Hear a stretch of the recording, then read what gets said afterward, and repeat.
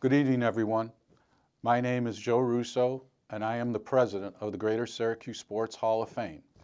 I would like to thank our program sponsors for their generosity, specifically cocktail sponsor Salve Bank, Team of Honor sponsor the Romano Auto Dealership, our beverage sponsor the TJ Sheehan Company, inductee sponsors McKenzie Hughes Law Firm and their managing partner Steve Helmer, and Jack and Karina Phillips.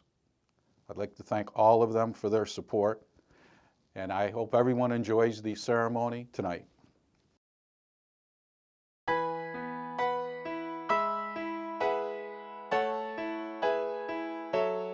There's a place for all our heroes. It's called the Hall of Fame. The greats of sports are honored here for the way they played the game. As we count their contributions, we feel so very proud. We won't forget how much they gave and how they pleased the crowd. When the glory years are over and playing days are past, we'll preserve those memories as long as sports fans last. Our torch is lit forever and brightly burns the flame, a tribute to our legends who are in our Hall of Fame.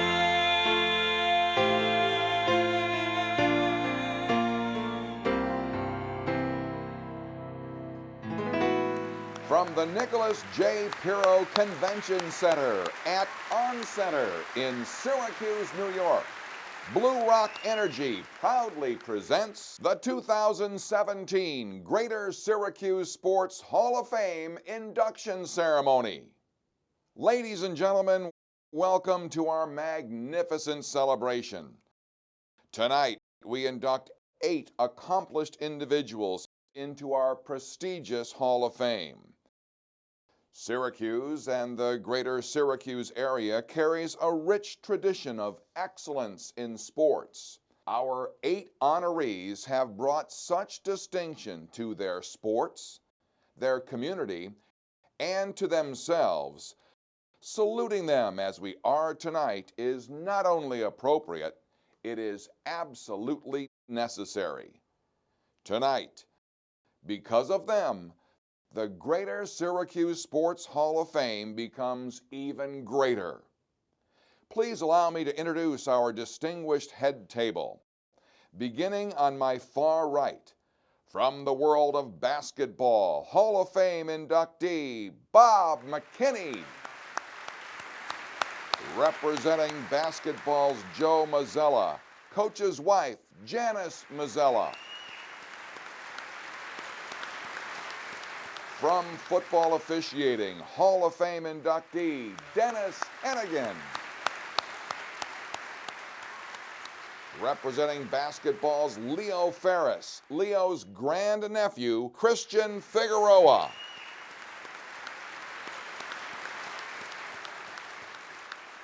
From my far left, from baseball, basketball, and golf, Hall of Fame inductee Tom Fletcher.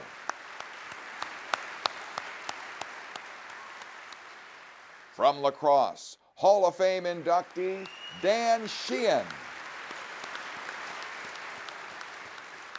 Representing golfing's Len Lasinski Jr., his brother Dave Lasinski. From lacrosse, Hall of Fame inductee Kathy Taylor. And the president of the Greater Syracuse Sports Hall of Fame, Joe Russo. Ladies and gentlemen, our distinguished head table. Now please welcome the president of the Greater Syracuse Sports Hall of Fame, Joe Russo. On behalf of the Board of Directors of the Greater Syracuse Sports Hall of Fame and myself, I would like to welcome everyone here this evening. I am very fortunate to have the opportunity tonight to welcome another overwhelming crowd of over 800 for the second consecutive year. This incredible turnout is a great tribute to the 8 remarkable individuals that will be inducted into the Greater Syracuse Sports Hall of Fame, along with recognizing a team of honor. The class of 2017 encompasses a wide spectrum of sports. We will be recognizing their accomplishments in the field of baseball, basketball, golf, lacrosse, coaching, officiating, and sports administration, along with the sport of wrestling. Speaking of the sport of wrestling, I am sure if you drive through the town of Baldwinsville tonight, you will see very few lights on because the majority of the residents are here supporting the team of honor. What a great week for Syracuse sports. SU beats Clemson. Congrats to Coach Babers and the team. And the Mets are coming to town. What a novel idea, a New York team in New York. Congratulations to Bill Dutch and his group for consummating the deal to keep minor league baseball in our community, which has been a staple for over 60 years. I would like to recognize a few individuals who have joined us tonight. We have with us the first female president of a Jesuit college in the history of Jesuit education.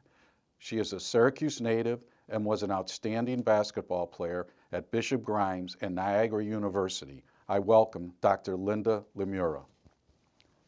Every successful athletic program has to have a great point person. In the 50-year history of Lemoyne College, it has only had 3 athletic directors. The first being Hall of Fame inductee, the legendary Tom Nyland. We have here tonight his successor, Greater Syracuse Sports Hall of Fame inductee and NCAA Hall of Fame baseball coach, Dick Rockwell. Also, we have the current athletic director, Matt Bassett, who has just returned from the Vatican representing Lemoyne College at a sports initiative conference at the invitation of the Pope. Also, we have several members of the Board of Trustees of Lemoyne College here tonight. I would personally like to thank you all for taking time out of your busy schedule to join us this evening. A special thanks to Bill Motto of Motto and LaGuardia Events for coordinating tonight's event. Industrial Color Labs, Giovanni's Menswear, the fine people at the On Center, Bob Snyder and Andy Wolf for the video presentation, along with Anthony Chinchetta for video streaming this event, the Syracuse Chiefs and Jason Samoro for allowing us to have our board meetings at their facility, and the Burdick family, who have allowed us to display our vast number of memorabilia at their Drivers Village location. Also, Susan Dutch of Go Dutch Marketing. Susan has redesigned our website into a more user-friendly experience. There is a link showing our history, nomination procedures, and donations. Go to the informative web and click Donate and contribute in the name of an inductee or a general contribution to the Greater Syracuse Sports Hall of Fame.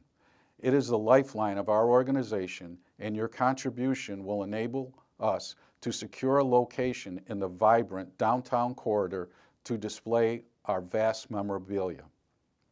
I would also like to thank my fellow board members for their continual support during my 3 years as president, as I will be stepping down this year. I would be remiss if I did not extend a special thank you to our Hall of Fame and MC, Doug Logan, who brings his unparalleled talents to the podium once again this year. In closing, I would like to express a sincere thanks to our presenting sponsor, Blue Rock Energy, and its owner and CEO, Phil Van Horn. Phil and Blue Rock Energy have been a tremendous asset to the Greater Syracuse Sports Hall of Fame. Phil's guidance and support enabled us to move this event to the On Center. I firmly believe that Blue Rock Energy is the business model that should be emulated in our community. Blue Rock Energy is continually hiring our best and brightest young people that desire to stay in our community. Blue Rock was voted one of the top 200 places to work in America by Inc. magazine. Phil and his wife Lucy are extremely active in several community groups, giving their time and financial support. It is my pleasure at this time to introduce Blue Rock Energy CEO and owner, Phil Van Horn.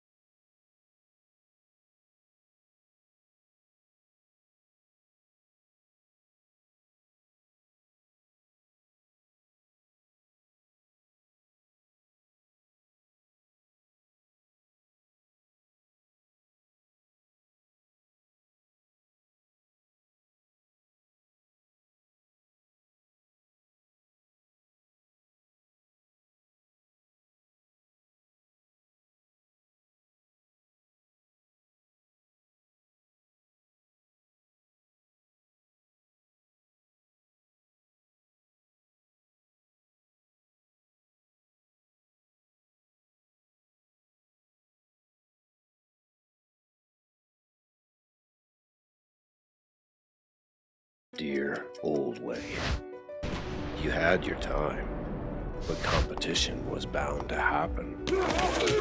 Consumers are smart, and now they have a choice. Oh, Mr. Monopoly, the writing was on the wall. Consider this a breakup. Who am I? I'm the underdog. I'm Blue Rock Energy, a leaner, better energy provider. At this time, would all current members of the Greater Syracuse Sports Hall of Fame please stand so we might recognize you?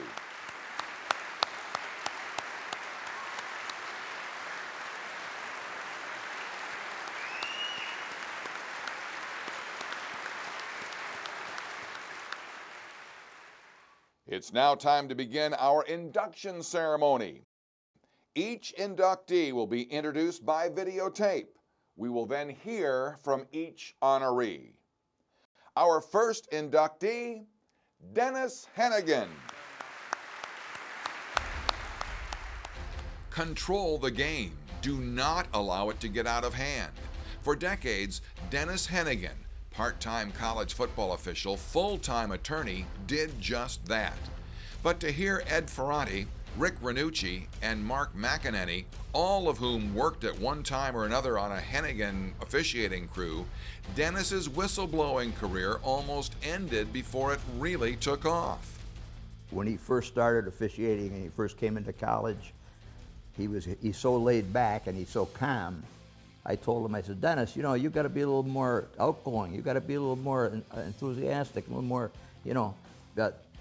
He did it his way, and it's worked out well for him. So that goes to show how much I know about it. Denny and I were both trying to work our way up the officiating ladder. And we're down at Ithaca College. It was a big homecoming or parents' weekend. And we're all out there before the game, and they have this ceremony with the president of the college and then the national anthem. And the ceremony and everything went long. So we're standing there listening to the national anthem, and Denny whispers to me, I'm going to penalize Ithaca College for delaying the start of the game. I said, our career is over.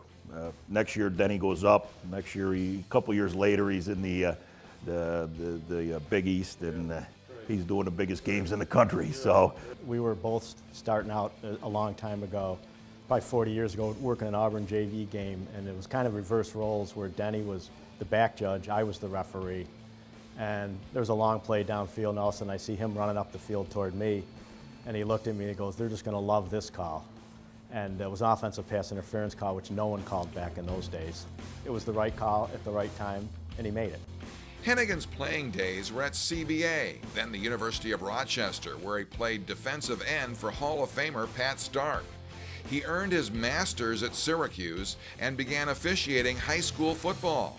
With a law degree from Case Western, he moved back here 35 years ago. Since 2004, he's been a partner in the firm of Costello, Cooney, and Ferron. Dennis began collegiately working Division III games in 1983, moved up to Division I AA in 92, and refereed at the 1A level, the Big East, in 98. He is now coordinator of officials for the ACC. He never got excited. Coaches were very pleased to have him on the games. He refereed multiple Bowl Championship Series games, including the 2004 Sugar Bowl, Oklahoma versus LSU for the national championship. And the following year, he worked Texas's 38-37 Rose Bowl thriller over Michigan. He refereed Army-Navy, and he went bowling at the Fiesta, Capital One, Sun, Citrus, and Liberty Bowls. For all the years, even after he made it to the so-called big time, he always tried to, he was influential in helping and developing our younger officials. And just a straight shooter. He had physical abilities to work. He had superior intellectual skills. He's a good rules guy. He's that intangible. Being able to be led and being a leader. In 2005, Hennigan received the Central New York chapter of the National Football Foundation and College Hall of Fame's Outstanding Official Award. The Blind Men and Criers recognized him with the 2011 Joe Schwartzer Officials Award. And tonight, Dennis Hennigan becomes a member of the Greater Syracuse Sports Hall of Fame, class of 2017. Ladies and gentlemen, Dennis Hennigan.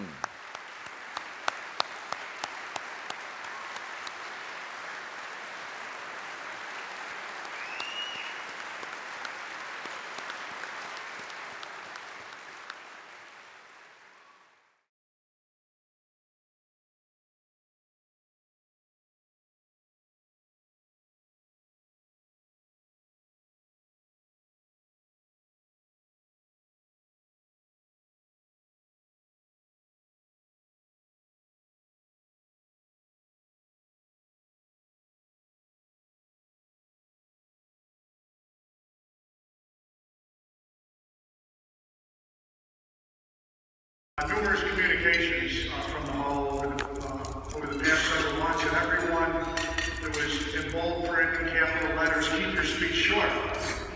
So instead of having Doug Logan pull on people's jackets when they're going past the time limit, just throw a flag.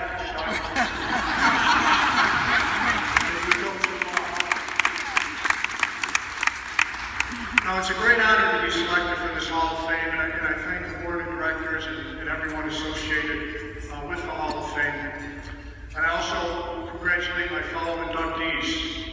I mean, what a group, great players, one of the founders of the NBA, a great team, and four of the most successful coaches we've ever had in this area. So I'm proud to be part of this class with them. Now, to be selected for the Hall of Fame is especially meaningful for me because of connections I have with current Hall of Famers.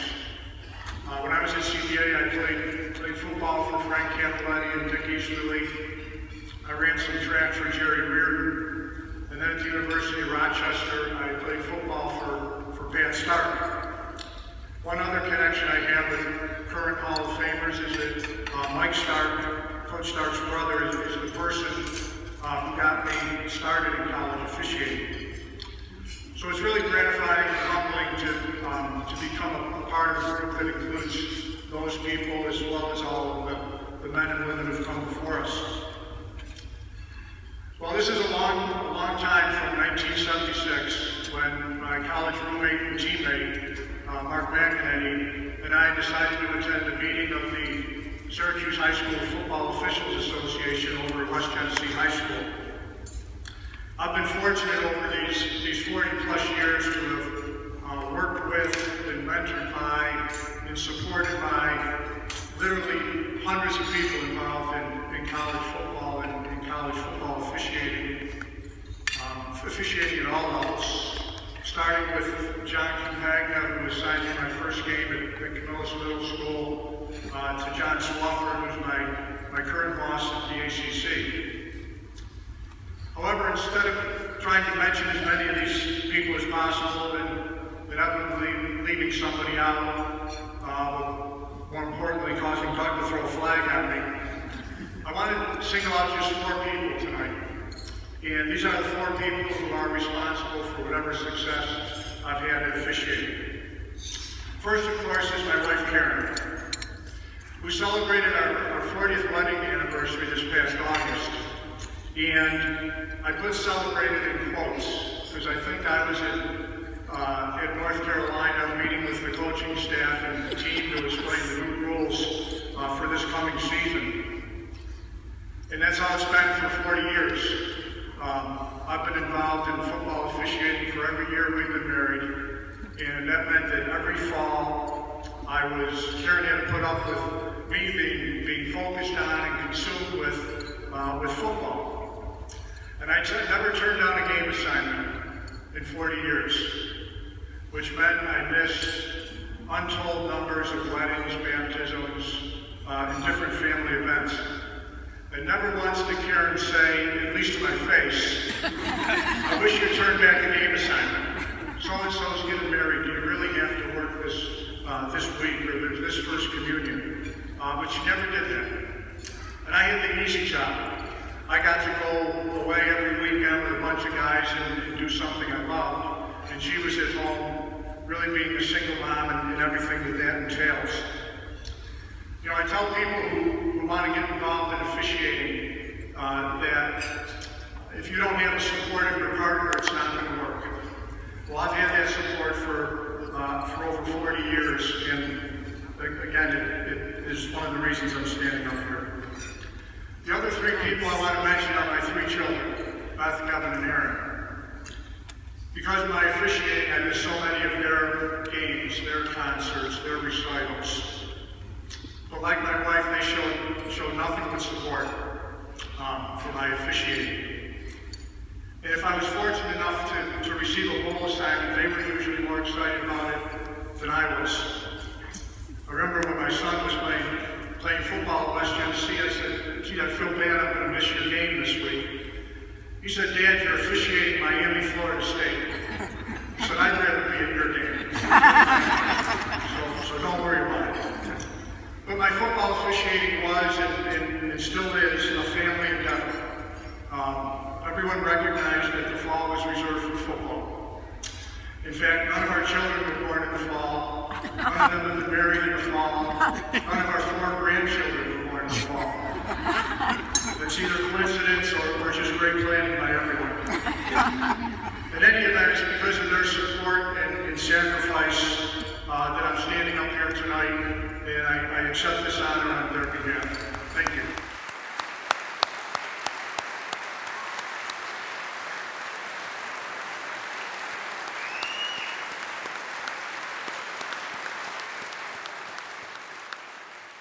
Our second inductee for 2017, Leo Ferris.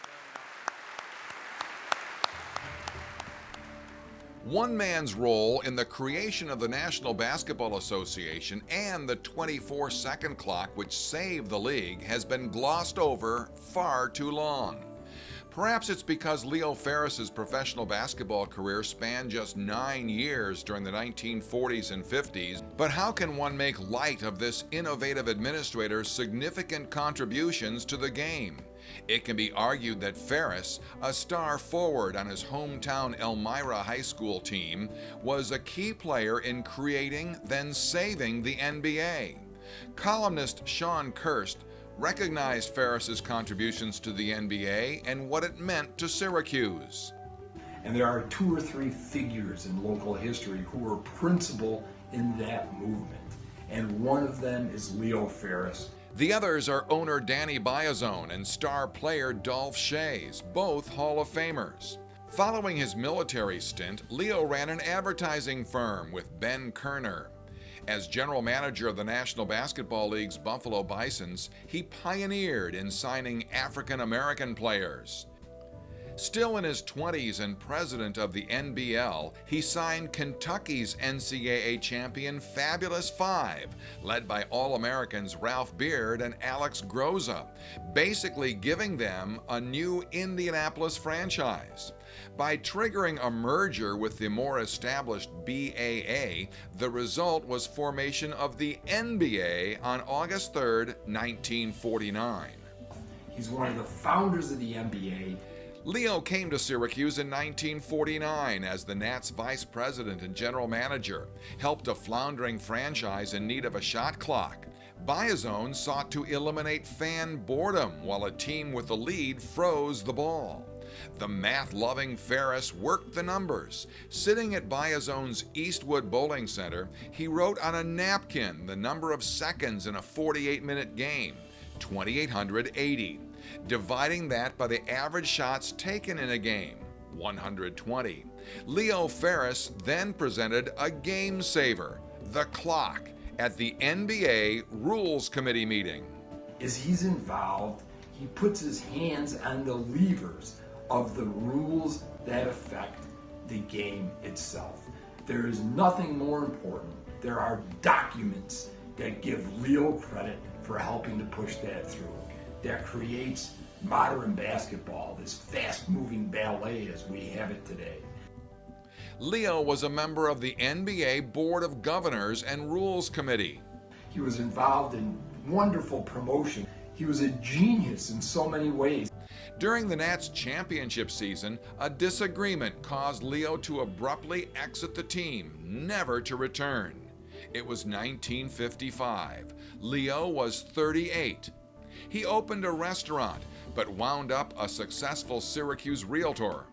Having fought a 25-year battle with Huntington's chorea, he passed away in 1993 at 76. Until she died in 2010, wife Beverly tried keeping her husband's basketball name alive. Then daughter Jamie did so until she died of Huntington's in 2014. Now, Christian Figueroa, Leo's great-nephew, carries the torch and seeks Leo's enshrinement in Springfield. Twice nominated, not yet elected. But the forgotten man is forgotten no more, as Leo Ferris joins the Greater Syracuse Sports Hall of Fame, class of 2017. Representing Leo Ferris is his grandnephew, Christian Figueroa.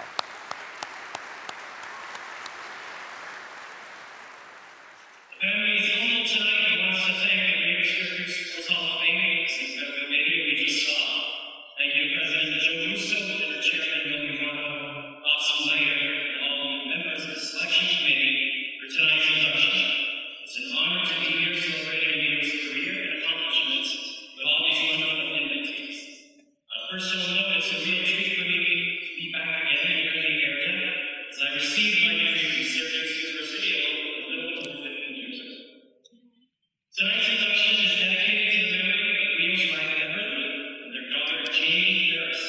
None of you tonight will ever come to light if not meant because of the love, persistence, and passion they exhibited for decades in search for recognition for Leo.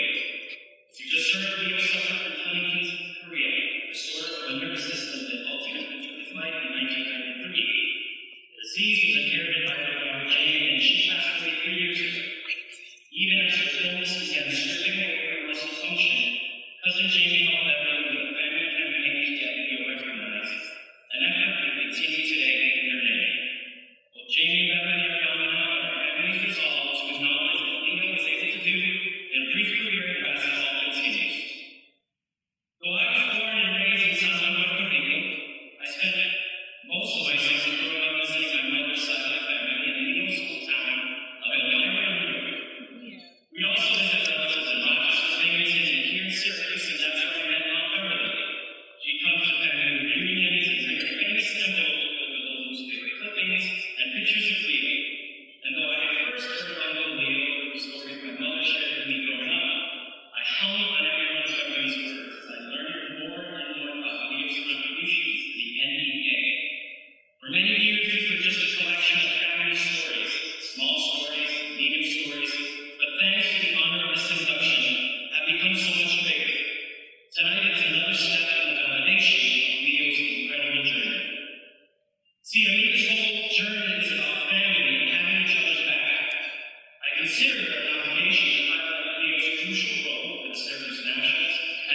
chairman of the NBA.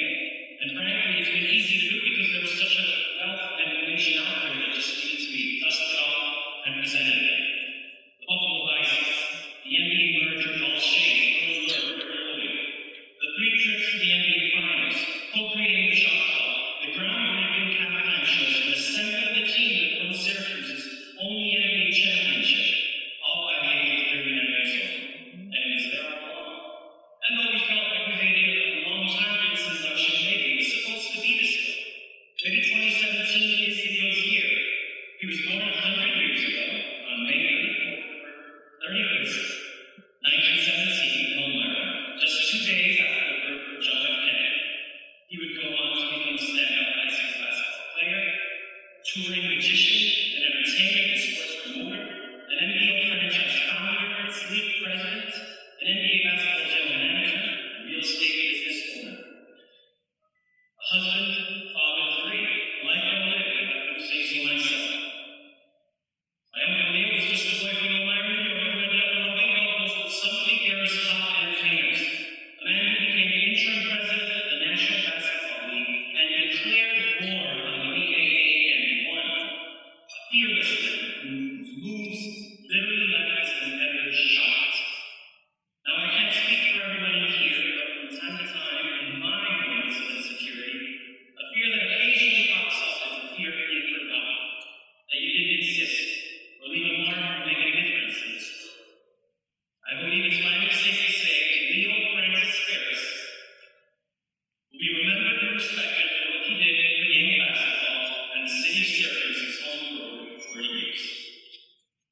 There are many people who need to be acknowledged tonight who have helped our family throughout this journey. The first that you saw in this video is your local treasure, reporter, columnist, and talented author Sean Hurst. Please round of applause.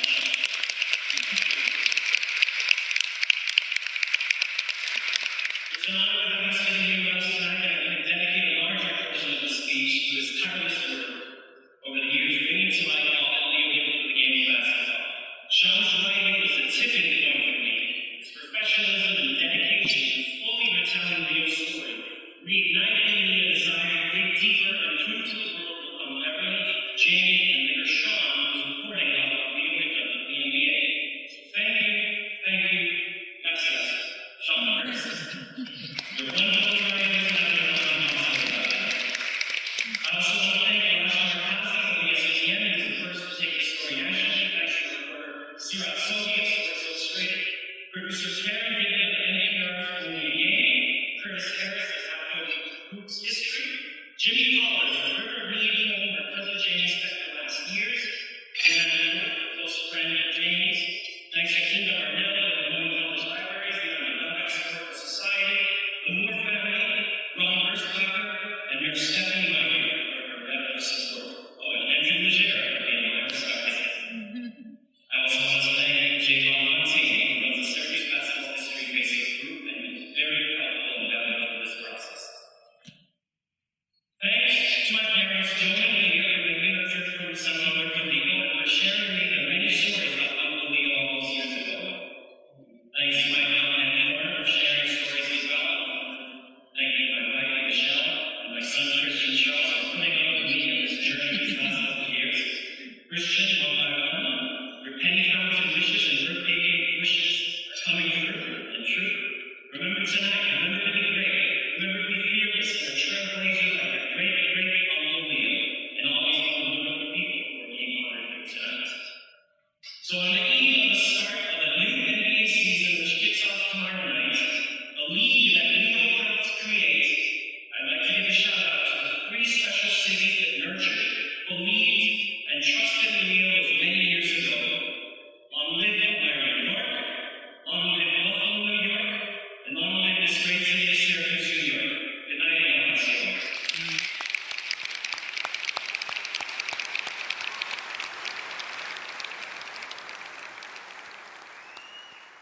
Dear old Lenny, you had your time, but competition was bound to happen.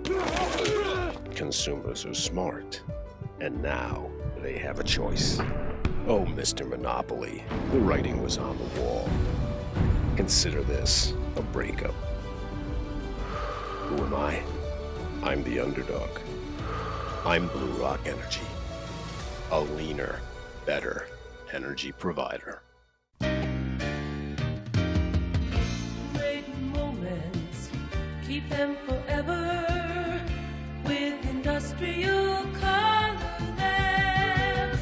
Wondering what to do with your old photos and 35mm slides? Preserve and digitize them at Industrial Color Labs. We offer many scanning services to make it easier to share your memories. Don't let your memories fade away. Preserve them today with Industrial Color Labs.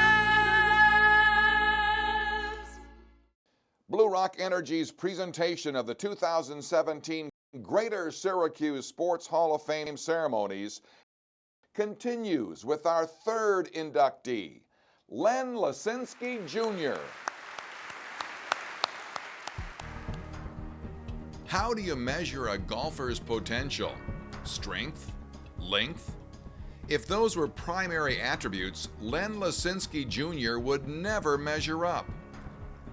How then did this 5'6.5" 140-pounder do what no other golfer has done? Win 4 consecutive Herald Amateurs? Don't forget that 1983 New York State Junior Amateur title. And in 1991, Lenny not only won his 3rd Herald Am, but also the State Men's Amateur. That year, he reached the U.S. Open sectional qualifier, played in the Porter Cup, and was Syracuse District Player of the Year. Congenital kidney problems began at age 2.5. He was hospitalized for 6 months. He had his first golf club at age 3. For nearly his entire life, Lenny did not have a healthy kidney. His world was one of dialysis, transfusions, and golf. Him and his dad played with both of them a lot, and I didn't know until he passed some of the issues he had. I mean, I knew he had kidney issues, but he had a lot of issues and he never ever complained about it. Lasinski received a transplant in 1985. Less than 2 years later, his body rejected the kidney. Lifelong friend Jack Phillips admired Lenny's consistency. He never missed a beat from when we started playing in October to his first swing in April. He'd go out and shoot par, and his swing was just a machine.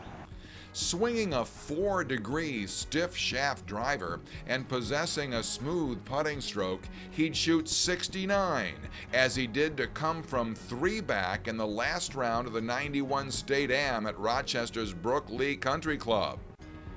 Danny Jadula was on the bag for Lenny's Herald Am run, including 3 final rounds. He just kind of took off to the level that I had never seen at that point, and he didn't seek a lot of help. Phillips joked about how Lenny, brother David, and their father Big Len would occasionally argue on the golf course.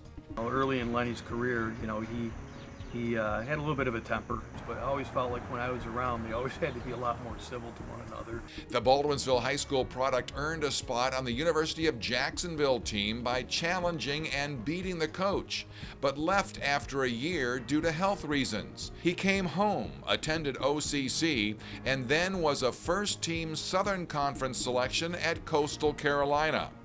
Jadula recalled a moment in the 91 Herald Am playoff with Jim Ganatis. Lenny hit it left into the creek. Jim Ganatis down the middle.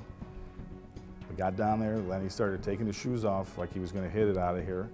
And I said, Len, this is when he started to listen to me. After that, I said, Lenny, put your shoe back on. He hasn't even hit yet. The pin, I can remember vividly because the pin was tucked back left. And Jim took his second shot, got buried in the bunker. I said, Lenny, take the drop, knock it on the green, make your 5, we'll play another hole. That's what he did. Jim hit it under a tree on the next playoff hole, Lenny won.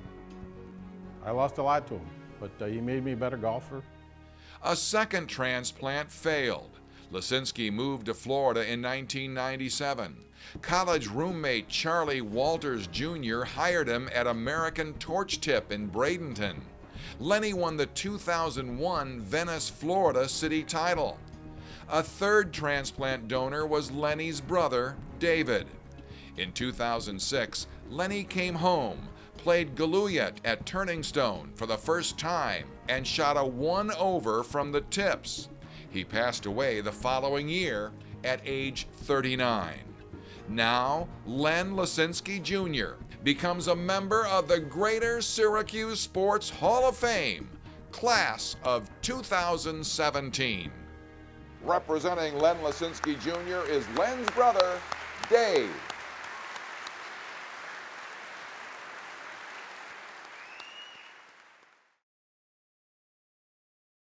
I would like to thank Bob Snyder, my dad, aka Big Len, and my mom. Without these three, my brother would not have gotten to the Syracuse Hall of Fame. There are so many friends, relatives, nurses, doctors that have helped my brother through his journey. Too many to name. My brother had two lives. There was the great golfer. The other one involved serious health issues that he hid so he could live a normal life. Lenny had kidney disease. The kidney disease would take his life, but it made him a great golfer. He tried his best to separate those two so he could live a normal life. That would not happen. Lenny was born a healthy baby in June of 1967. He was around 2 years old when he got sick. My parents took him to the hospital. He had a blockage. As a result, both kidneys failed. He was deathly ill. According to my mom, his temperature was 106 to 108 degrees. The doctors put him on a bed of ice to lower his temperature. The doctors did everything to save him, but my parents were told to bring in a priest to give him his last rites. But a doctor from South Africa performed dialysis through his stomach. It was a new procedure, but it saved his life. During this time, my brother looked at my parents and said, "No hurt." That would be the only time he would ever complain. Lenny's name appears in a medical journal because he survived with so much poison in his body. That's when we knew Lenny was a fighter. It was a microcosm of his life.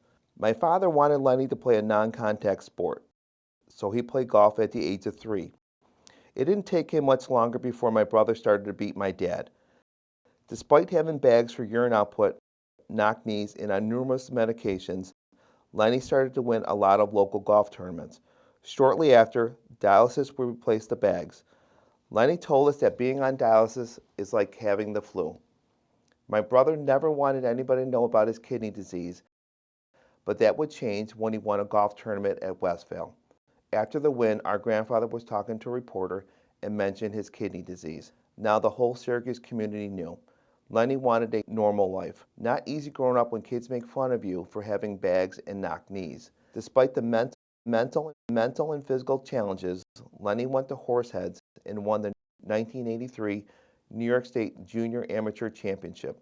Lenny was on a high, but the local reporter poked fun at Lenny's condition. Finally, life would change.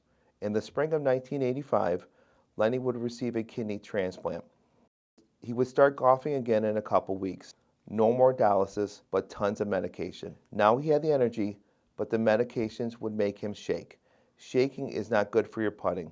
In 1986, Lenny would receive a golf scholarship to Jacksonville University.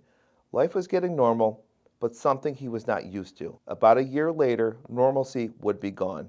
He came home because his body was rejecting the kidney, back to dialysis.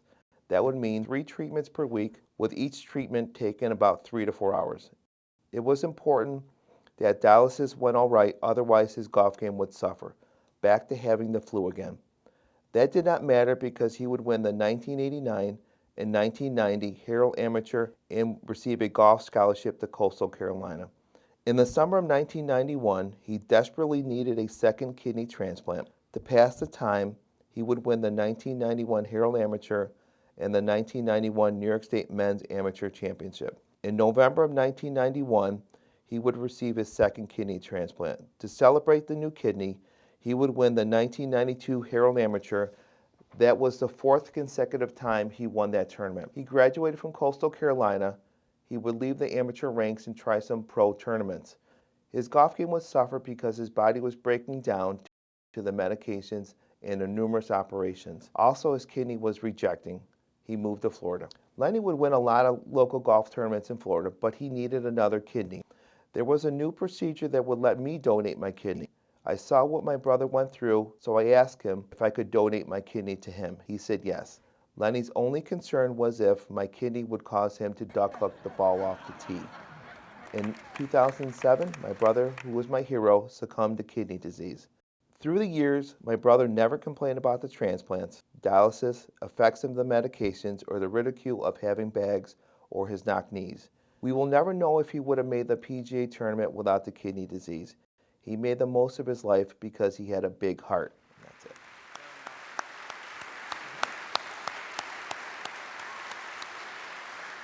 Our next inductee, Bob McKenney. He used to wear red. Now he wears blue. We're talking about the color of Bob McKenney's suspenders. McKenney has worn them well at Jamesville DeWitt for 19 seasons and, since 2015, at Bishop Grimes. But for one of this state's most decorated scholastic basketball coaches, it all began up north in Canton.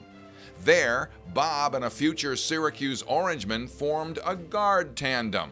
We started going to school together in 3rd grade and become lifelong friends, and always a very pesky little guy, you know. His JV coach for 16 years at JD and Grimes has seen this program builder up close. But you see a very different side when you start coaching with him. He's an unbelievable coach. I think the youth program that he built at Jamesville DeWitt was, with the help of the parents, was a huge part of the success. But from a coaching standpoint, I think it's his ability to relate to the kids and get the most out of the kids, to get them to understand what it means to play hard. Bob's coaching success began in Vermont and over time has produced more than 550 victories. Every place he's been successful.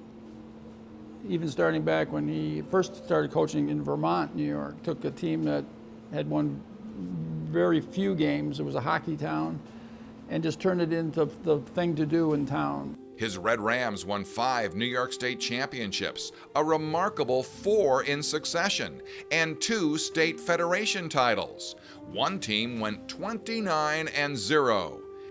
Any wonder Bob's been named New York State Coach of the Year 3 times? Many of his former Scholastic players serve on the staff of Mac's Hoop Star basketball camp, which Bob runs. Beginning in 1999, JD copped 13 straight league titles. During that period, 1999 to 2009, McKenney also served as Onondaga Community College athletic director. There, one of his hires was a lacrosse coach. I was a young kid coming out of college. He asked me, after talking to him a little bit, he asked me, he's like, well, what are you doing? Interested in coaching. We're looking for a coach. I was like, yeah, I'll try it out. How did that work out? I'd go and talk with him daily and just kind of pick his brain. But I didn't know how to handle kids at that age. Him, probably the biggest influence on me as far as a coach. I learned more from Bob McKenney than anyone else. Moving to Grimes, the Cobras won 23 games, a Section 3 Class B crown, and berth in the state tournament Final Four. He's among the top 5 winningest active Scholastic basketball coaches in the state. JD, Bishop Grimes, every place he's been, it's kind of an infectious. He's just in the gym with the kids all the time, after the season, during the season, summers, camps. He'd get on them and he'd be fiery, but you could tell they loved him. He can break down the game from an X's and O's standpoint in very simple ways. By the time they're juniors and seniors, the game slows down for the kids. Coaching travels may produce bumps in the road, but McKenney, with community support and that of his players giving him a boost in 2015, remains the same. That's Bob McKenney, on the road to a 600th victory and now a member of the Greater Syracuse Sports Hall of Fame, class of 2017.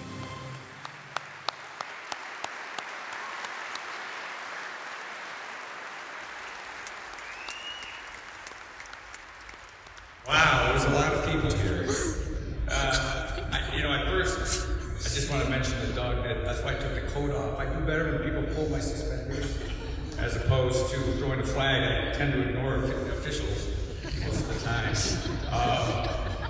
So there are a lot of wild moments in everybody's life, and certainly this whole experience has been one for me. Like when Ricky Olszewski said he was going to nominate me for this Another wow moment was finding out that I was being elected in my first year. And then I visited the Hall of Fame and actually saw the people in it. I didn't really think I belonged. I'm still a little confusing, but I'm certainly going to take it. I'm not doing that bad. I want to thank the Hall of Fame committee for this unbelievable honor. Ricky for nominating me, Matt Jacob, my mentor, friend, Dick Snyder, Bill Motto, and all the rest that have been involved in this process. Poor Bill, you know, a good friend of mine who I've known a long time, had to get like all the information together. And then my family said, well, that's slow, you know, so I just, where is Bill? I lost Bill. Anyway, Bill, I just felt like my Aunt Jean, she used to show up for family dinners and hid them. So we have kind of a tough, slow gene in our family. I have many family members here tonight. My brother, John, and sister-in-law Judy, and my nieces, Kathy, Nancy, Mikhail, my nephew Michael, my cousins David and Linda. I can't thank you enough for traveling so far to be here. You know, as you get older, it's nice to have a family reunion that is not involving a funeral. I think my mom and dad are smiling down today. My mom is definitely smiling because she smiled basically if I just got off the toilet in a timely manner. But she taught me the power of a smile and love. My dad had a school named after him a long time ago, and I'm pretty sure he mostly shakes his head at me, but I'm sure he's proud tonight. I learned work ethic from my dad and my brother, John, two of the hardest working men I know. I have a table of former high school teammates that were referred to earlier, the Bears. We were taught about friendship and loyalty by our coaches and growing up. My two best friends are here, Hal Cohen and Jim Ferguson, with their families. Al's mom, my second mom, Rosie. You know, we were guided all through those years by Coach Jerry Howard-Hand, who's been a guiding influence in my life. He taught me passion for the game and the game of life. He's got me in trouble a few times, Coach. Clear that up. But he taught me about defense, and he told me to always pass the ball to Hal. Al's dad was a Hall of Fame coach, like Coach Howard-Hand. The late Mr. Stan Cohen taught me the importance of practice and skill work, and he also said I should pass the ball to Hal all the time.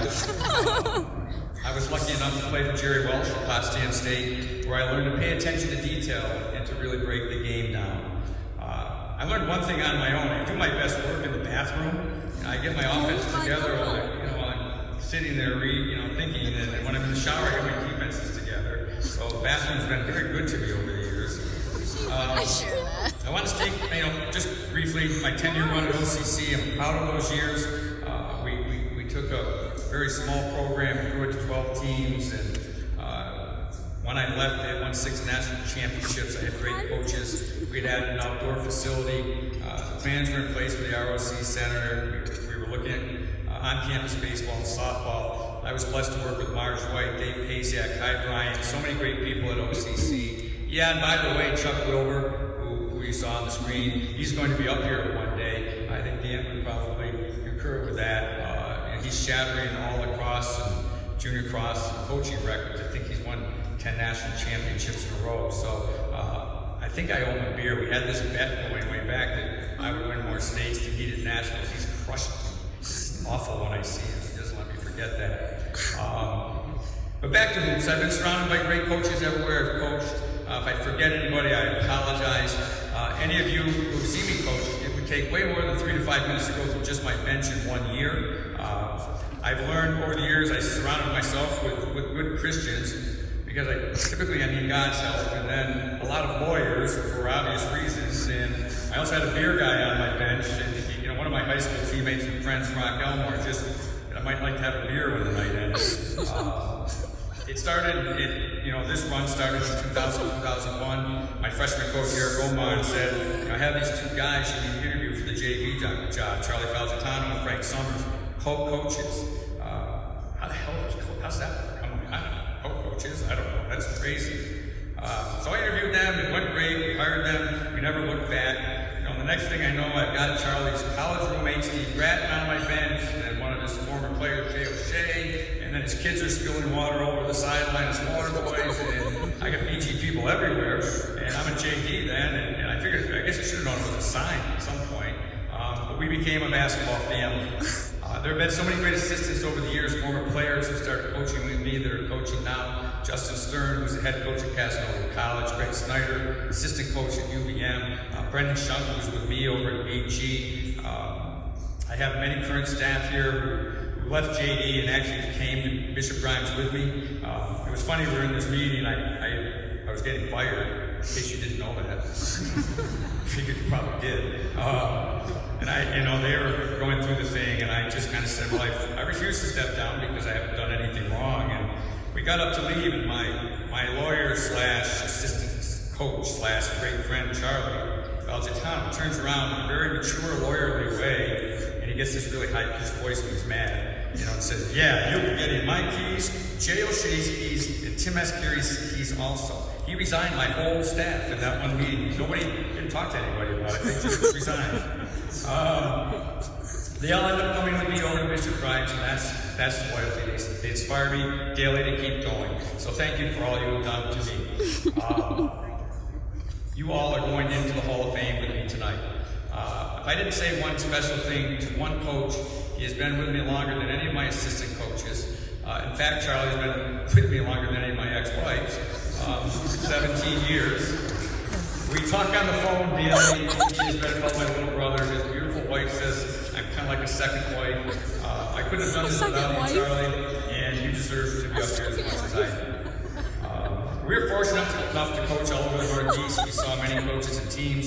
We have many of the greatest coaches right here in Central New York. Buddy Lasinski, Pat Donnelly. I don't know how they got ahead of me. I'm a little perturbed by that, but Buddy calls us the three dinosaurs, which was kind of odd and confusing because my first ex-wife and dear friend told me that I was more like Peter Pan. I don't know how dinosaur and Peter Pan go together, but since I'm closing on 60. But Tess, I love you, but Peter Pan is really my new hero.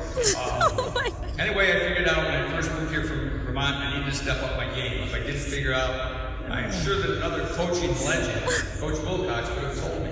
I think his quote when I first got here was, there are more coaches in Central New York than all of Vermont. Who is this guy? So, many great coaches right here in Central New York. Late Joe Mazella, Buddy, Jerry, Pat, Eric Cerrone, McLaughlin, John Clancy, Paul Callahan, to name a few. The only difference really is the level of talent some of us have been fortunate enough to coach. I'm honored to represent all the great high school coaches in this area. I'm close. Alright, so for all the coaches, this board is really about players. I mean, Brandon Trish, Dawan Coleman, Andy Robbins, Tyler Cavanaugh, Lamar Pierce, Elshron Hines, and on and on. It would have been hard to mess that up. I was blessed to coach players with great talent, who most importantly were great kids, both at JD and now at Bishop Grimes. The support over the years will always be one of my greatest joys in life, and they are a huge part of my family. What a wild ride. I mean, I was fired twice from 2 jobs I loved. I thought I had done a pretty good job. I might not have made it without my basketball family. And then there's so many people that stood up on my behalf through those tough times. Most importantly were my daughters, Mandy, Becky, and the championship baby, Madison Grace. Well, I'm so blessed, and I can't thank them enough. They've kept me going when I wasn't sure that I could. Thank you. I love you. You are my world. Last, I want to thank God. When He closed one door, He found a way to open another door. I left JD. I found a home over at Bishop Grimes as a part-time teacher. Shortly after that, I got promoted to full-time teacher. The basketball coach left. I got the job there. All this is too strange. I was placed in a school where I was respected and enjoyed getting up and going to every day. Brought a beautiful young woman into my life, the art teacher at Grimes, Kayla, when I was lonely and struggling, and only God could really make all of that happen. So, then He brought tonight. Wow. All my former players and coaches, my gift to the Hall is a framed picture of all my championship teams and coaches to share this honor with me. Let's face it, anytime a head coach gets honored like this, it's a group effort. So in closing, I want to congratulate all 7 other inductees. It's interesting, I met Kathy a long time ago watching our kids play youth soccer. I worked at Tellergy with Dan, Sheehan. Joe was one of my first area coaches to really be kind to me, and we became good friends. And I'm so proud to be a part of this class. So at that, I just want to say thank you. It's such an honor, and God bless everyone.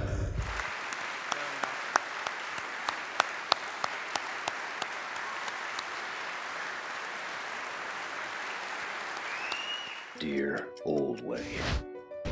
You had your time, but competition was bound to happen. Consumers are smart, and now they have a choice. Oh, Mr. Monopoly, the writing was on the wall. Consider this a breakup. Who am I? I'm the underdog. I'm Blue Rock Energy, a leaner, better energy provider. Our fifth inductee, Kathy Taylor.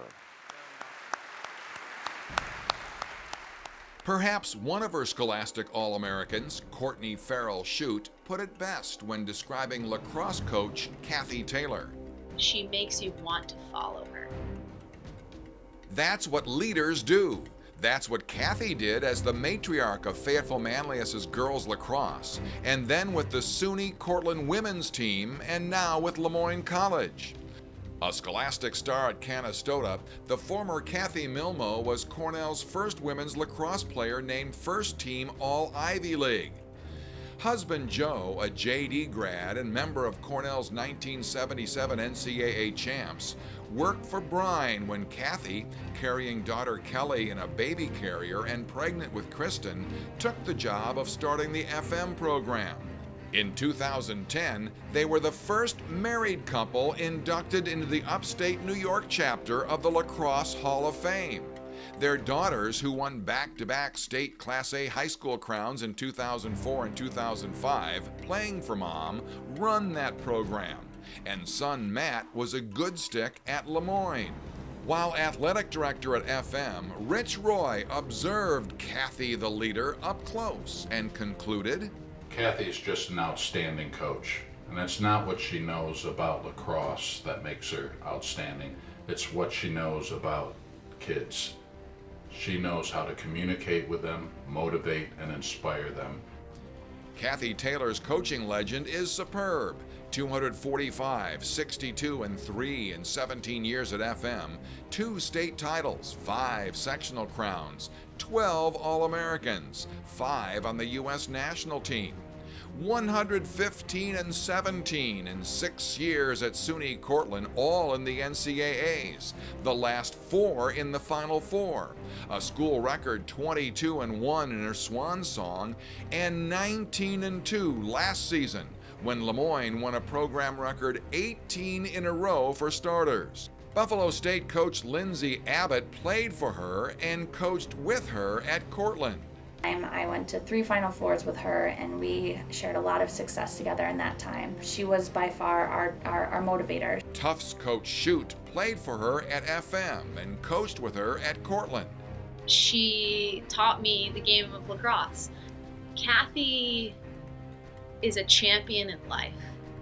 I think a lot of it comes down to passion, and her passion for the game of lacrosse and her passion for people. Many times honored as Coach of the Year, Kathy, who runs a lacrosse camp at Lemoyne, might be described as a fun-loving, well-organized disciplinarian and teacher of life's lessons. We're out in the field in freezing cold weather, and for whatever reason, Kathy never seemed to be cold at all. We had conditioning practice in the afternoon, and Kathy had ended up canceling it because it was too cold. And I'm pretty sure it turned 1 degree warmer, and it was back on, and we were back out there conditioning. One of Kathy's mottos is, "The pain of discipline is far less than the pain of regret." I believe she could walk into any gym or on any field with any sport and experience the same level of success. Or as Tufts coach Shute tells us, And for the Hornets, Dragons, and Dolphins out there, it's always a great day to be coached by Kathy. so before that day she reaches the 400 victory plateau, we induct Kathy Taylor into the Greater Syracuse Sports Hall of Fame, class of 2017. Ladies and gentlemen, Kathy Taylor.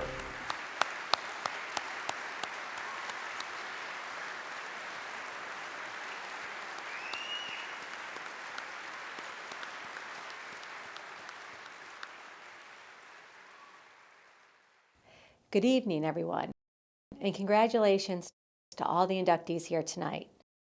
I am humbled to be amongst you. Your accomplishments are many and your impact on Syracuse great. I want to thank the Greater Syracuse Sports Hall of Fame Committee, Joe Russo, and Blue Rock Energy for this wonderful evening and honor. Moments like this do not come around often, and I do not mean this wonderful honor of going into the Hall of Fame, but more having family, friends, players and parents, coaches and administrators, support staff, all in the same room and be able to say thank you. Sincerely, this is a collective honor shared with many. Bear with me tonight as I take you on a little walk of gratitude, starting with my mom and dad. You are simply the best. Thank you both for inspiring and believing in me and supporting me in all my crazy sport adventures. I was blessed to have you as parents. And to my sisters and brothers, some of whom are here tonight, I couldn't have asked for better siblings. We played and we competed, we laughed and we cried, but we always had each other's back. Thank you. Here tonight with me also are my 3 children, Kelly, Kristen, and Matt, along with son-in-laws Andrew Tormey and Patrick Beeline. Lacrosse was a family thing in the Taylor household. I coached my first season with Kelly on my back. The 3 of them grew up on the sidelines until they were old enough to make their own mark in the sport. All 3 went on to successful playing careers, and Kelly and Kristen are coaching together now at FM. Matt, Kristen, and Kelly, being your mom will always be my greatest accomplishment. To my friends who have traveled this competitive coaching path with me and accept me for who I am, you keep me grounded in what's important, like a good cup of coffee or a great glass of wine or a funny birthday card. Thank you for your friendship through the years. Thank you to the women who took chances on me. Cheryl Wolf at Cornell, who taught this Canastota girl how to play lacrosse, and Joan Sitterly at Cortland, who hired a high school coach to lead a college program. I feel blessed to have worked with outstanding athletic directors in Rich Roy at Fayetteville Manlius, Mike Ertz at Cortland, and Matt Bassett at Lemoyne College. Your support and leadership helped our team break barriers and hit new levels of success. Thank you. It is the athletic trainers and sports information people and all the support staff that make high school and college athletics work. I am here tonight because we were a team. You patched and polished us up on a regular basis so we could do our work, look our best, and compete. To my coaching colleagues across all sports, you know who you are, and your wisdom and friendship drove me to want to be the best that I could be. To the men that I have shared the lacrosse fields with every spring for the last 30 years, from Tom Hall and Chris Canale to Steve Bevel and my current partner in the spring, Hall of Famer Dan Sheehan at Lemoyne. Your success always inspired me to work harder to earn your respect. Thank you for your friendship and your support. Everyone knows a head coach is nothing without great assistants. And I have had the honor of sharing the sidelines with some of the finest in Mike Brown, Adair Milmo, Katrina Habel, Sarah Kellner, Chelsea Lavelle, Aaron Gallagher, Courtney Shute, and Lindsay Abbott, Jessica Antelmi, and Justin Demuth, and currently Khaki Helmer and Nikki Bello at Lemoyne. Nights like this just don't happen without them. Thank you. An important thank you goes out to the parents that trusted me with their daughters. I never took that trust for granted, and your faith in me allowed me to do my job as a coach and a mentor.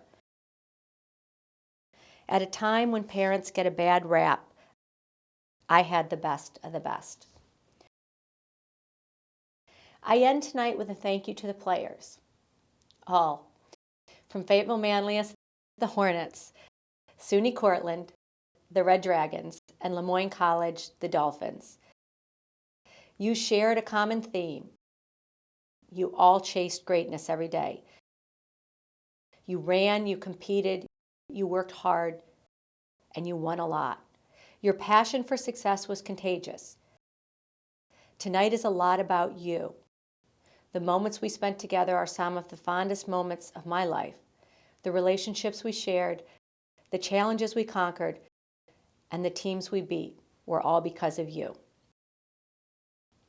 I hope you enjoyed the journey as much as I have, because when all is said and done, there is no prouder coach than me tonight. And regardless of our success, I firmly believe the best is yet to come. Thank you.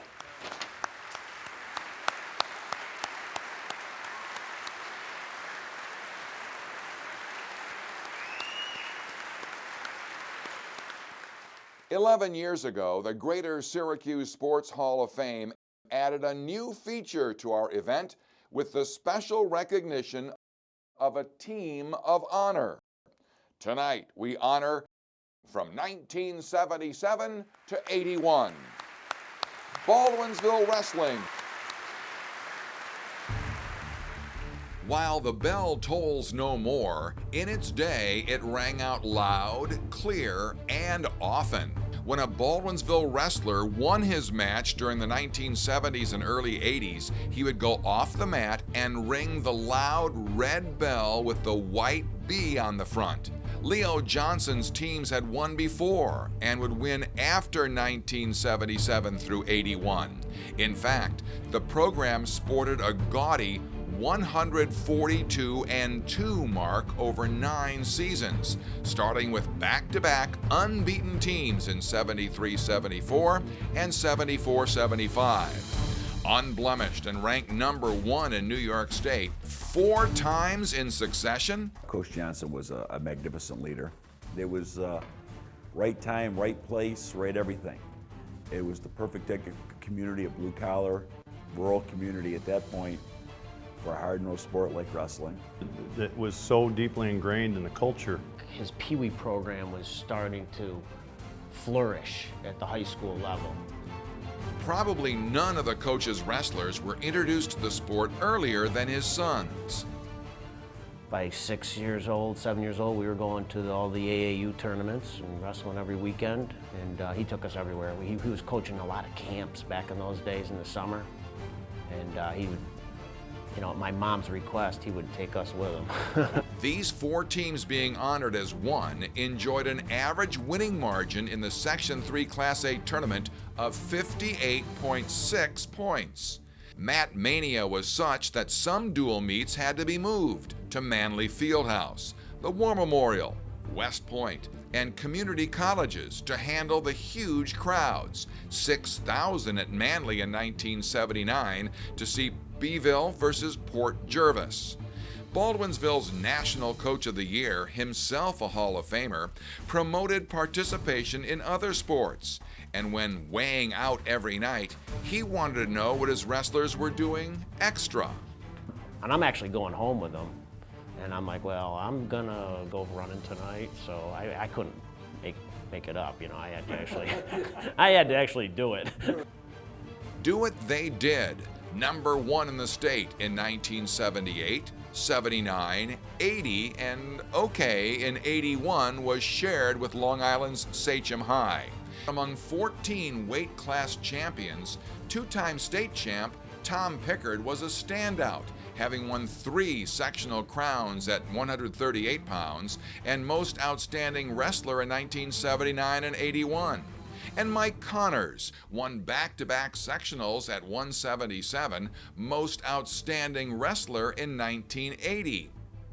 Fear of failure? I never feared losing as a team. I might fear losing as an individual, and get a little nervous, but I never, ever feared losing. Those teams had kids who, from an early age, wanted to be Baldwinsville wrestlers. Perhaps none more than Lang himself, a state champ back in 1974. I first went out for wrestling as a 7th grader, but I had a heart problem. Couldn't pass the physicals, and I wrestled 4 years with Coach Johnson. I had heart surgery when I was 18 years old, and I was at Duke University. And I woke up from surgery, and somebody had a picture for me of the team, it was 77, I think, standing in the UE locker room after they had beaten them. That was how I woke up, came out of anesthesia. That says a great deal about a program that for decades was all about family, and why Baldwinsville Wrestling, 1977 to 81, is the Greater Syracuse Sports Hall of Fame Team of Honor. Accepting this recognition on behalf of the 1977 through 81 Baldwinsville wrestling teams, John Pickard, Tom Pickard, Mike Connors, and Don Shaver.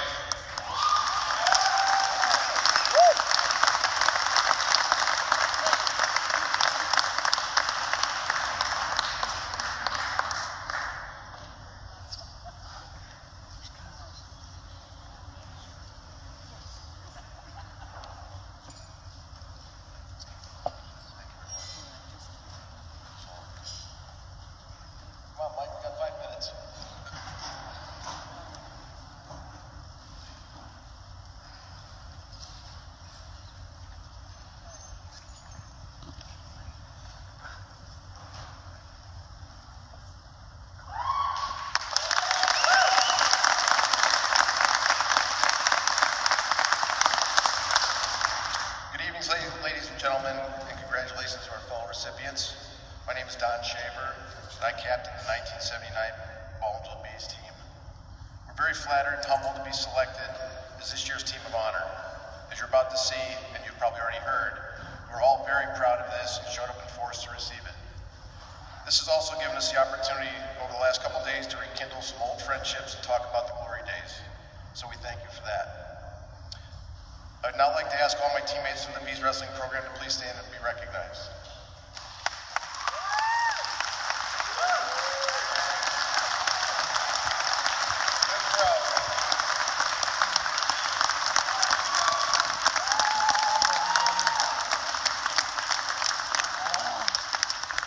The video did a nice job of listing our many accomplishments and successes.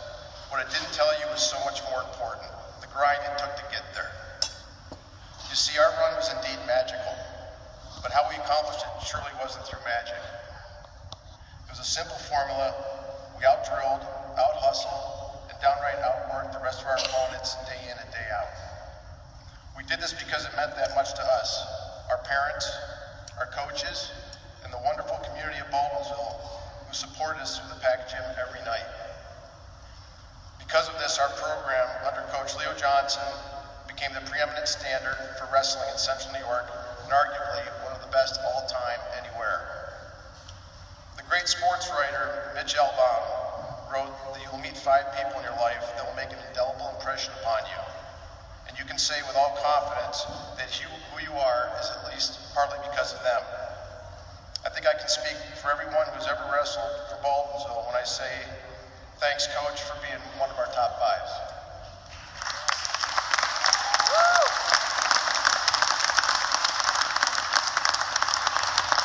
Thank you, and I want to now, if I could, introduce my teammates that are up here. First is going to be speaking as Tom Pickard, 2-time New York State champion and Hall of Famer.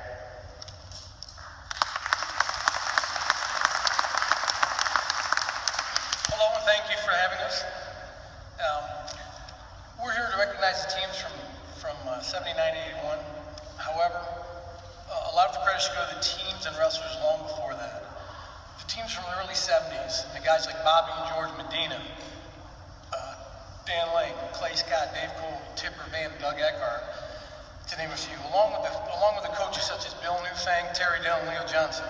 Those teams just set the table for what we accomplished later on and what accomplished into the late 70s and early 80s. Without those teams and coaches, we would not have accomplished what we did. And I want to thank all the coaches, all the fans, all the people that come out to support us. On behalf of the 78 team, thank you very much for having us.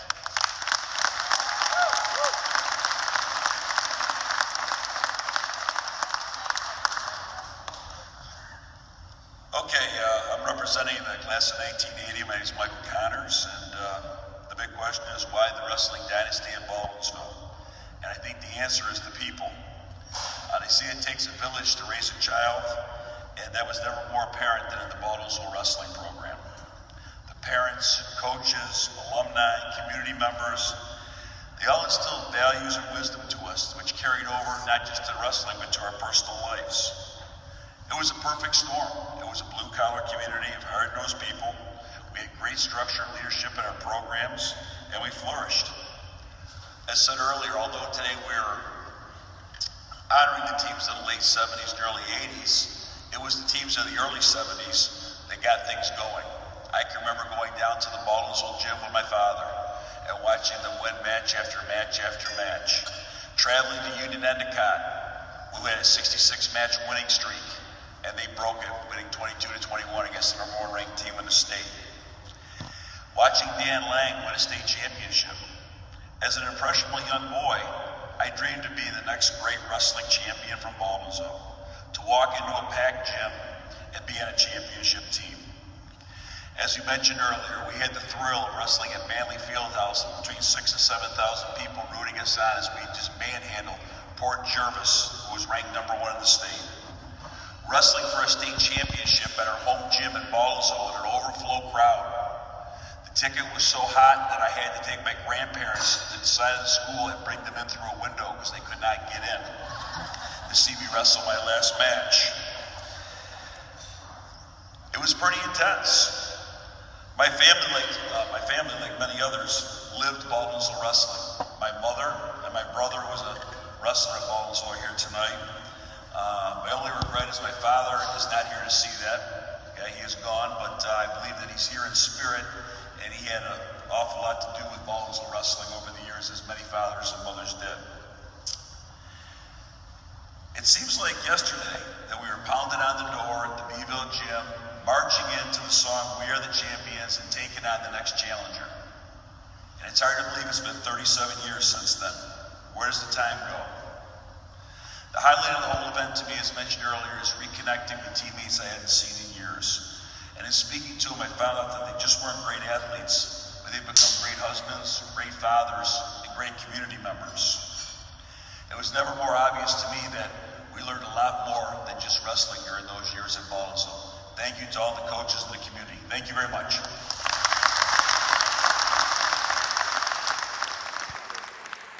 First of all, I want to thank the committee for choosing our team as the honor. We really appreciate it. You have no idea the feeling that this put through this whole organization. I'd like the people to understand that when Baldwinsville wrestling was at its peak during the years of 77 to 81, we were untouchable. But that was not only made possible by hard work and determination, it was made possible by many years of preparation and support from our wrestling family and community. The most important thing I want people to think and understand here tonight is that it wasn't just our varsity team that made us #1 for all those years. It was every wrestler from the start. You didn't have to be the best to be on our team. You just had to give it all. We had wrestlers that never even made the varsity team that worked out just as hard as we did and when we competed. Remember, we had a JV team with Coach Dillon that had over 200 wins in the same span as our varsity team. It was then, and we had guys who took the job just not to get pinned at night, and that was, believe me, that was hard enough to just achieve that goal for them. We had workout guys who received partial scholarships and never even made the varsity team. That's how good we were. We were a family then, and we still are today. The people who got us here are many. Bill Newfang, Jim Carey, Terry Dillon, and of course, Leo Johnson. But it was our families and our communities who stood behind us. Our school principals, David Perry and Joel Coleman, our teachers, and of course, our fans and supporters are all a big part of this. That's why we are here today. It was because people who really cared about us. Think about being 15 to 18 years old, walking into a high school gymnasium with 200 fans for every match at a regular high school. We had 2,000 fans at our school. Imagine, 40 years ago, we even had 7,000 people, like we talked about at Manley Fieldhouse. 15 years old, wrestling in front of 7,000 fans. Incredible feat. Lots of the teams that wrestled us, it was their goal just to compete, let alone beat us. So once again, I want to remember, and I want everybody to really take into heart what it took to be this good. It wasn't just for us, but most important, it was teamwork that got us here. Remember, we were the best. Not only from our wrestlers, but also from our family and our community supporters, because without that, we would never have gotten to where we were today. Remember, guys, we were the best at that time, and we always will be remembered. Thanks to the Syracuse Sports Hall of Fame. Thank you. Good job, man. Oh, good job. You're all right. You're great. Congratulations. Nice job.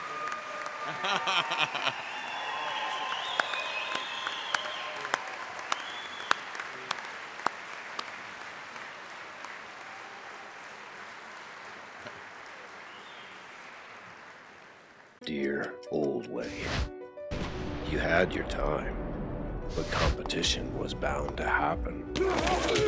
Consumers are smart, and now they have a choice. Oh, Mr. Monopoly, the writing was on the wall. Consider this a breakup. Who am I? I'm the underdog. I'm Blue Rock Energy, a leaner, better energy provider.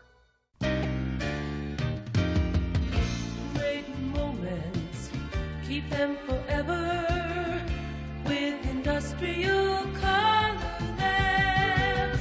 Wondering what to do with your old photos and 35mm slides? Preserve and digitize them at Industrial Color Labs. We offer many scanning services to make it easier to share your memories. Don't let your memories fade away. Preserve them today with Industrial Color Labs. Our next inductee, Dan Sheehan. Before taking this job, Dan Sheehan was advised by the hiring administrator, if you want to win national championships, this place is not for you. Sheehan is said to be a good listener, but not on that day. Dan's lacrosse roots were nurtured at West Genesee by Hall of Famer Mike Messer. And then played on 1990 and 91 state championship teams. Athletically, he wasn't the biggest kid, but I'll tell you, he had special ingredients, speed, a lot of speed. He had outstanding skills. He understood concepts and principles.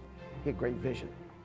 Most midfielders score a lot of goals, don't get many assists. His career, he had 26 goals and 48 assists.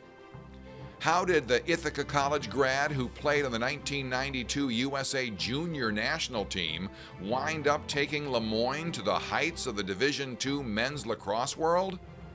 Shane Lynch was the lacrosse coach. He was very sick.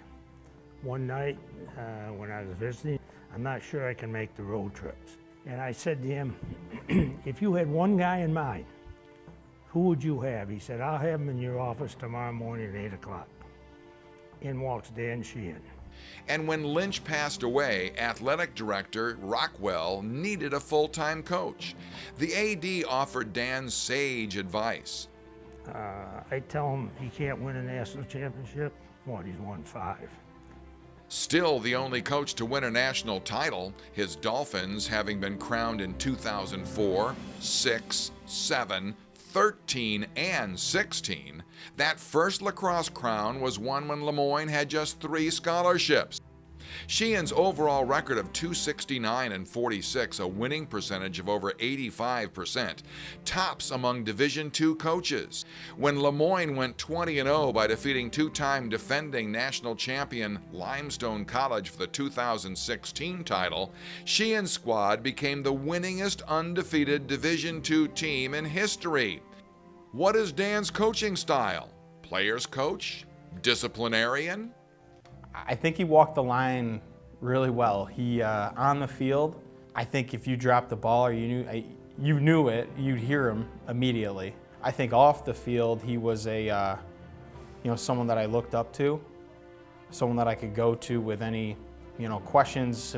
He was there to listen, especially those last 2 years. Lemoyne can usually be found atop national scoring defense statistics. The program once went 10 seasons, that's 70 games, without a loss in conference play. Dan has been named National Coach of the Year and is an upstate New York Lacrosse Hall of Famer. His most decorated senior class was 2007 with a 63-3 record and 3 national championships. Mazella recalled Sheehan the gritty midi. 91, we were playing scrimmage games at Yale at their polo grounds, and Fort Melville had this player, Todd Sauerbrunn. He had to be 225, 30 pounds, real big kid. And here's Danny at probably 135, and here's a scrum in the middle of the field fighting for a ground ball. And that adage of the fight, not the size of the dog, but the fight in the dog, boy, Danny would not let him pick up that ground ball. Rockwell looked back at the hire. It was probably one of the most successful things I ever did at Lemoyne College. A positive influence up at the Heights, where he runs the Champions Choice Lacrosse Camp, Dan Sheehan becomes a member of the Greater Syracuse Sports Hall of Fame, class of 2017.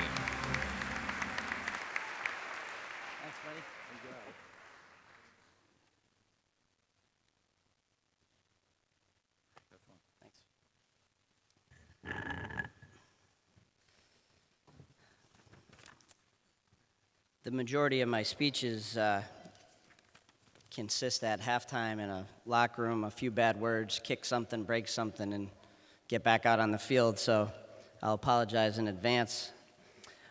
First, I'd like to say how grateful I am for the opportunity to be recognized here tonight for doing something that I love, and I'm also grateful for everybody taking time out of their Monday evening to come out here and support not only myself, but the other inductees.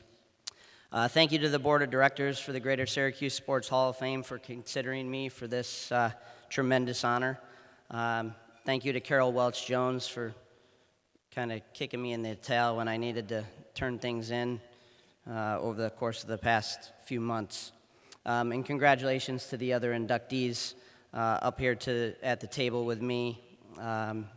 Truly an honor to be associated with this group. Yeah, absolutely. And a special salute to my fellow Dolphins that were able to share the table with me as well. So I know there's a lot of folks in the room here that I've had the opportunity to meet and have known for a while, and there's a bunch of folks in the room that I haven't had the opportunity to meet. But I think it's important that I read a few lines from my resume so that you can get a kind of a little bit of a feel of who I am. So goals scored, 0. Assists, 0. Saves, 0. Ground balls, 0. And face-offs, 1, 0. So I'm sure there's many of you sitting out there asking the exact same question that I've been asking myself since the day that I was told that I was going to be getting this award, and that's what the hell is he doing up there?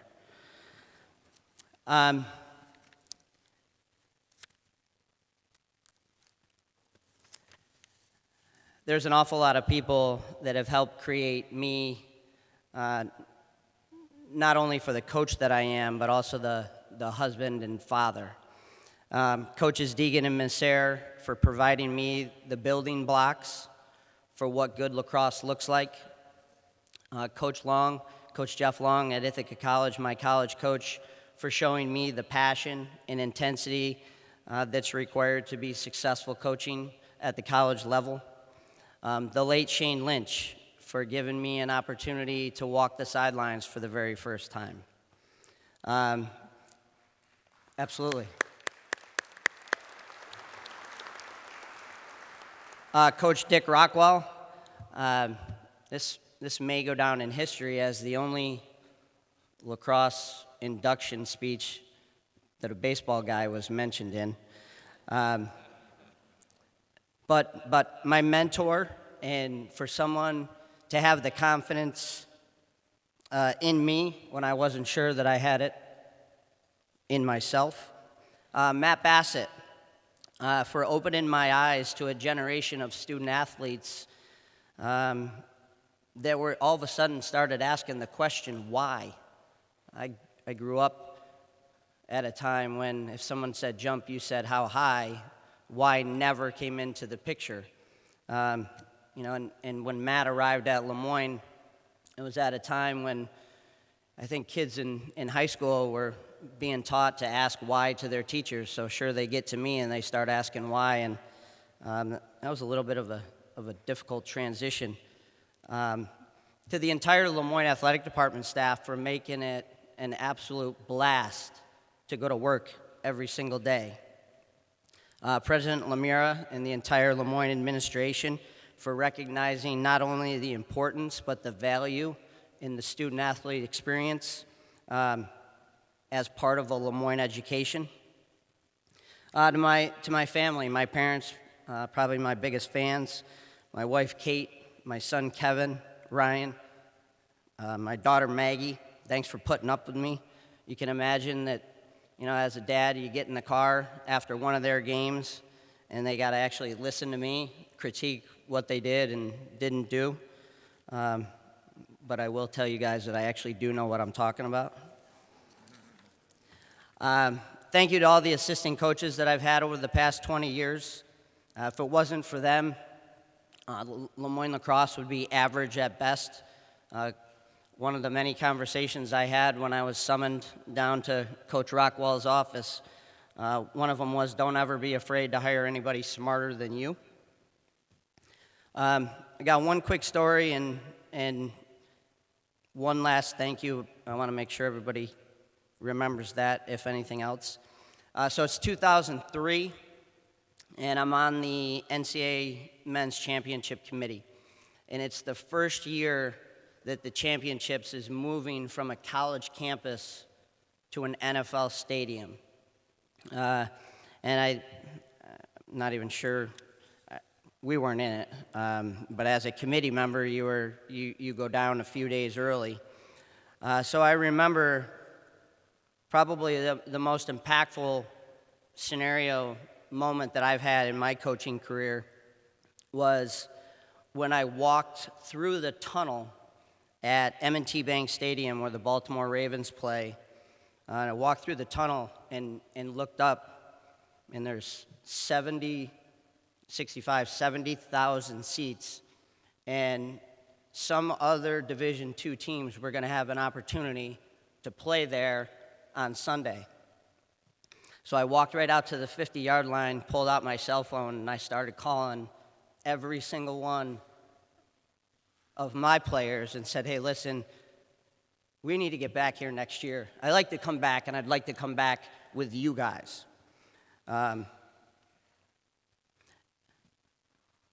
Yeah, and they were able to do that.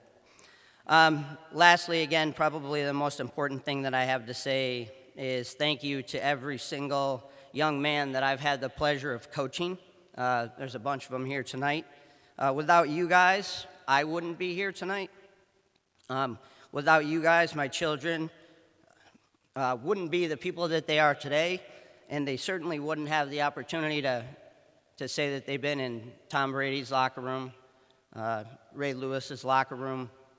You know, the experiences that they've had because of the hard work, sweat, tears that every single one of the guys that's played for me that they gave me.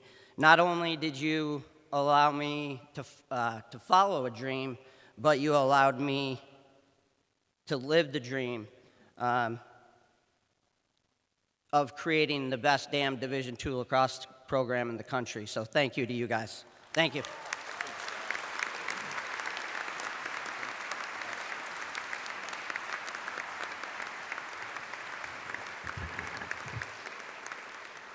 Congratulations, Coach. Blue Rock Energy's presentation of the 2017 Greater Syracuse Sports Hall of Fame induction ceremony continues now with our 7th inductee, Joe Mazella. The sweater, the smile, the humor, the family. Always there, a part of Joey Maz remains in our mind's eye. A graduate of Bishop Grimes in Cortland State, he retired from coaching at a young age after 22 seasons, 15 years at the helm of Hennigan High basketball. His coaching stats are stellar: 245 wins and a .759 winning percentage. 9 league titles, 5 sectional crowns, 5 trips to the state Final Four, 2 times runner-up, and the 2002 New York State Class A Championship, first such title for any Section 3 basketball program. Joey Maz was twice All-Central New York Coach of the Year. Then he became Hennigan's assistant principal, turning over coaching reins to Eric Cerrone. Happened very quick and wasn't planned, and you know, one of the biggest honors, definitely the biggest honor in my professional life, but one of the biggest honors in my life. We had just bought a house in North Carolina, my wife and I. We'd lived in it like a week, so sold the house and moved home. On the sideline, Mazella was energetic, to say the least. Everybody saw the yelling and screaming and the sideline act, and he was pretty intense in practice, but you knew he cared about you. Longtime friend Harry Louise spoke of Maz, the funny man. I was in Dayton, Ohio, and we rented a bus. Maz entertained everybody for 9 hours on the bus. Tom Atkins, JV coach for Mazella and Cerrone, also saw a serious side of Coach Maz. Joe was very demanding of his teams. The kids loved to play for him. He loved the kids that he coached. He kept after them in school, not just when the season's over, I'll see you later. Every one of his players at Hennigan graduated. Yes, even one who did not graduate in June, but was driven to summer school daily by Coach Maz and graduated in August. He took kids that came from a variety of backgrounds. Big family man he was, and he made the Hennigan basketball team a family. All relationships, no doubt relationships. The relationships he had with his team, you know, with his staff. He knew when to get serious with kids, and they knew where they stood with him all the time. A Section 3 boys basketball and North Side Hall of Famer, honored with the Blind Men and Criers John Arcaro Coaching Award, Joe Mazella mentored some of our town's finest scholastic basketball players. But to Coach Maz, it wasn't about stars shining or a 39-game league winning streak or even the biggest victory, 71-56 over Rochester's McQuaid for the 2002 New York State Class A crown. And losing the big one?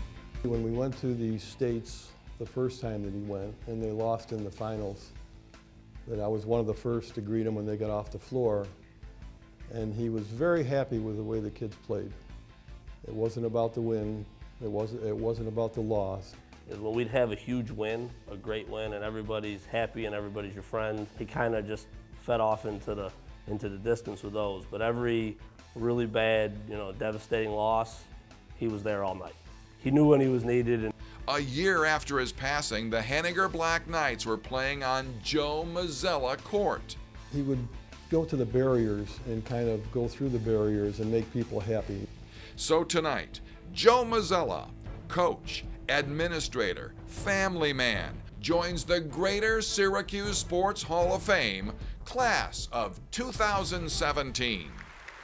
Representing Coach Mazella, his wife, Janice.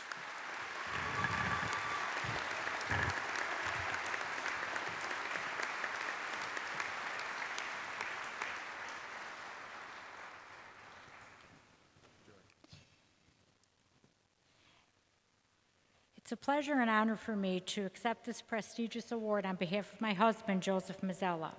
I'd like to thank all of you, especially our family and friends, and of course his basketball players who are able to be with us tonight to celebrate Joe and the class of 2017. I'd like to give a special thank you to Rick Oshesky, who nominated Joe for this outstanding award. Rick has been a longtime friend and a supporter of Joe.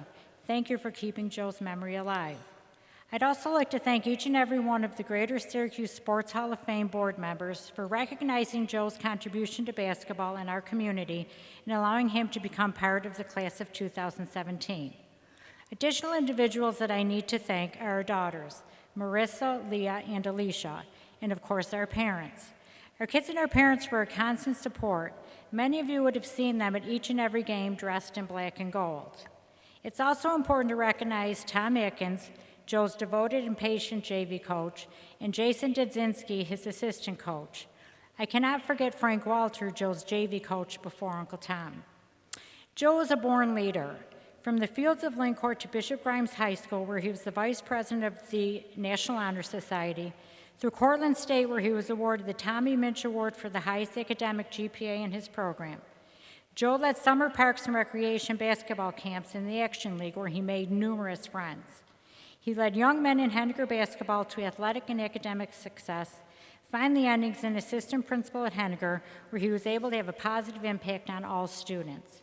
Joe led by example, and he was an outstanding role model for all youth and adults as well. If you knew Joe personally, you would know his personality was larger than life. He could light up a room. He had a sense of humor like no other. One would also label Joe as highly ethical, honest, loyal, respectful, and passionate. He was passionate about our family and friends, his faith, his colleagues, Hennigan, and our entire community. Joe encouraged respect and honesty at all times. A former mentee mentioned that Joe advised her to always tell the truth about all things. He said, people will respect you if you're direct with them. Keep your sense of humor, but be direct. Sometimes it was difficult to be at the other end of one of Joe's direct conversations, but each person that took his advice truly became a better person. Believe it or not, Joe was a pretty humble person. If he were here today to accept this award, he would say, I'm honored by this recognition, but I didn't make any of the baskets in any of my wins. The credit for my success as a coach goes to the kids. They did all the work. The one area that I think Joe should take credit is in his players' academic successes. Joe hounded his players to achieve academic success since above all else, success in the classroom was most important. Those of you that had the opportunity to watch Joe coach were witness to his passion and antics on the sidelines. He was a bit energetic and a bit outspoken, which led to a few tongue lashings from referees. This was because Joe expected respect from his players. He encouraged them to be men while representing Hennigan High School, especially in the halls of Hennigan and on the basketball court. During games, he told them to keep their mouths closed and to just play the game. They knew if something needed to be said, Maz would say it for them. For example, on the road to the state championship, we lost the mom of one of our key players.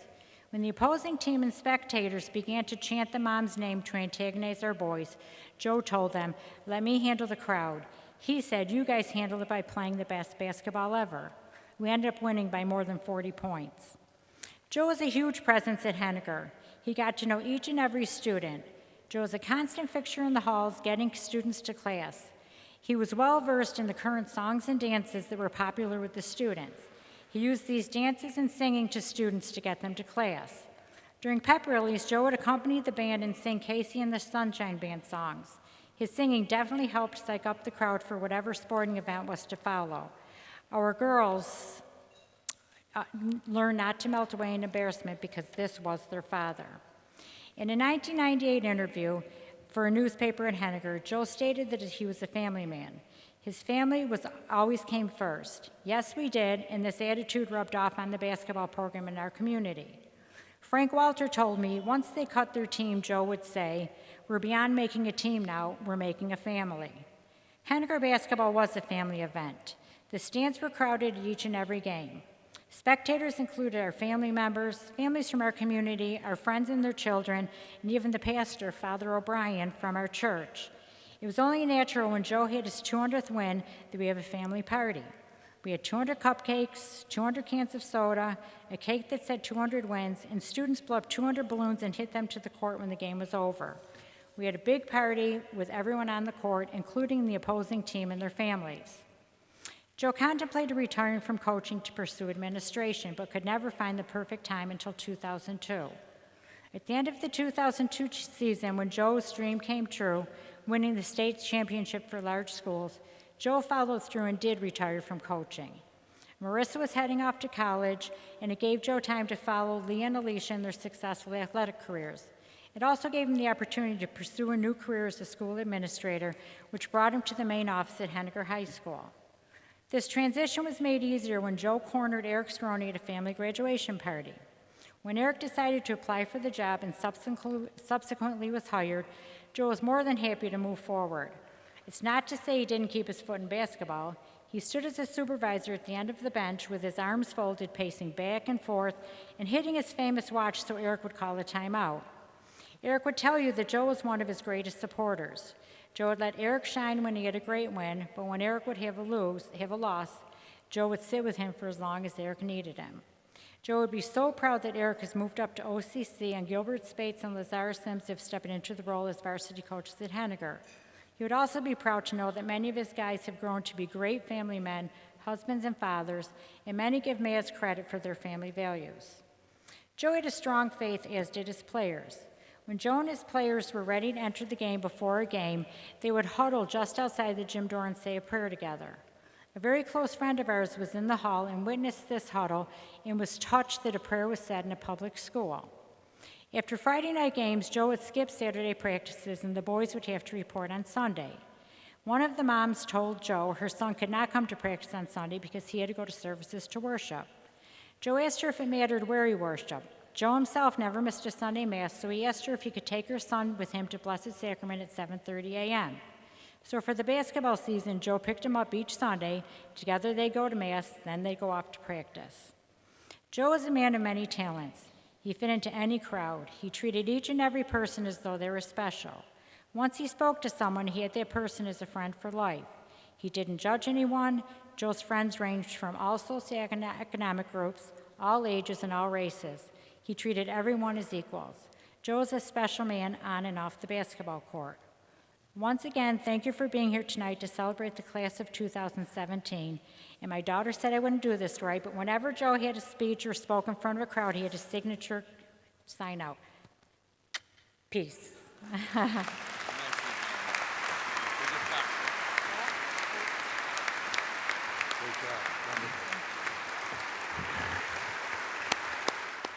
Dear old Lenny, you had your time, but competition was bound to happen. Consumers are smart, and now they have a choice. Oh, Mr. Monopoly, the writing was on the wall. Consider this a breakup. Who am I? I'm the underdog. I'm Blue Rock Energy, a leaner, better energy provider. Tonight's final inductee, Tom Fletcher. Gamer. That's what Tom Fletcher's college baseball coach called him. You could use the same term to describe his basketball playing days, and that holds true today on the golf course. Dave Mackay caught his act on the diamond. They first crossed paths at a senior Babe Ruth game at Meacham Field. Fletcher got lit up. 2 weeks later, they came to Liverpool and played us again at Hickory Street, and Fletcher pitched a no-hitter against us. Make the adjustments to our hitting, and he pitched a no-hitter. At that point, I couldn't believe it. A two-sport City League All-Star at CBA, Fletcher helped the brothers to their first sectional title in 1975. That spring, he was 9-0 with a stingy 1.05 earned run average, and CBA went 16-0. At Lemoyne College, he played for 2 Hall of Fame coaches. Fletcher was a solid court contributor for legendary Tom Nyland, averaging 10 points a game. A highlight was a win over Division I Boston College. Older brother Jim says there was no sibling rivalry on the court. We played different positions in basketball. He was a guard and I was a forward. So. All through his life, and particularly when you think about him as a basketball player, which I'm most familiar with, His versatility was really, one of his strong suits. On the mound, Tom was a two-time Division II All-American pitcher, 12-2 with a 1.50 ERA as a senior, 29-4 with a 1.91 for his career. His catcher, McKenney. They've been best friends ever since. So what made Fletcher such a standout hurler? It was not his fastball. And I kind of always kid him because it took too long for the ball to get to me when the guy's stealing. Dick Rockwell, who coached Fletcher and McKenney at Lemoyne, agreed. Tom Fletcher didn't throw the ball in the mid-90s. We worked the corners and with his little slider and a little curveball and once in a while a little fastball. On the links, the longtime Tuscarora member is a two-handicapper with a bundle of tournament titles. 2 years ago was a big one for Tom. He won the New York State Senior Championship, and Fletcher teamed with Randy Powers to capture Syracuse District Best Ball honors. Last year, he repeated as SDGA Best Ball champion, winning in a playoff while partnering with fellow Tuscarora member Chris Quilty. I wish I had his golf game. Chief Operating Officer of C.R. Fletcher Associates, founded by wife Carol, Tom was inducted into Lemoyne's Hall of Fame in 1992 and CBA's in 2006. Why did his old coach call Fletcher a gamer? We're playing New Haven at Griffin Field. I have never seen balls hit as hard in Griffin Field in all the times I went there. I go to the mound and I say to him, Fletch, you gotta do me a favor. You gotta suck it up. Take this beating because I don't wanna waste another pitcher. 1 year later, he's playing New Haven in the national championship. He pitches outstanding. He wins 3-2. Coaches express their feelings in a lot of different ways, as you know. The highest praise that I could pay a player would be to call him a gamer. And for all his athletic accomplishments and community involvement, Tom Fletcher becomes a member of the Greater Syracuse Sports Hall of Fame, class of 2017.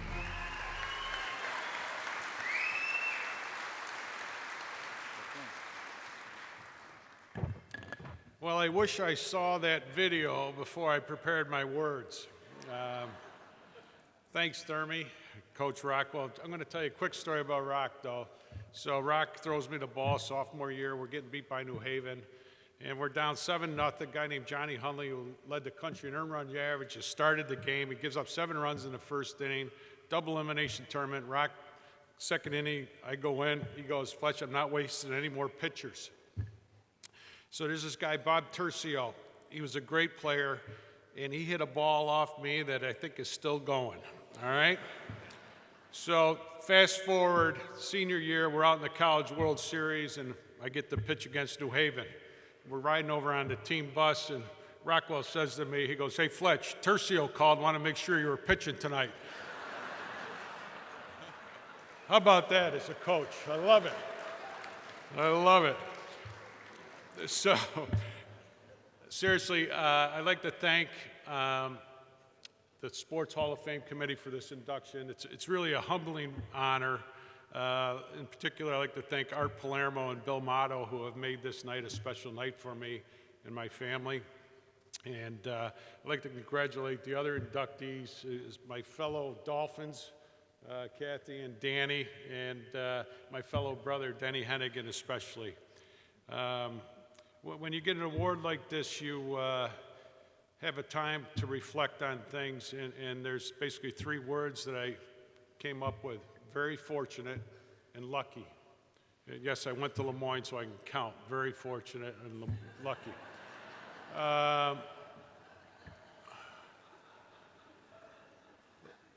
And if there's one person that I wish was here tonight, is my dad. Lucky to have a dad like that. He was a great baseball player in his own right, and if we could all be dads like him, it would be the world would be a lot better place.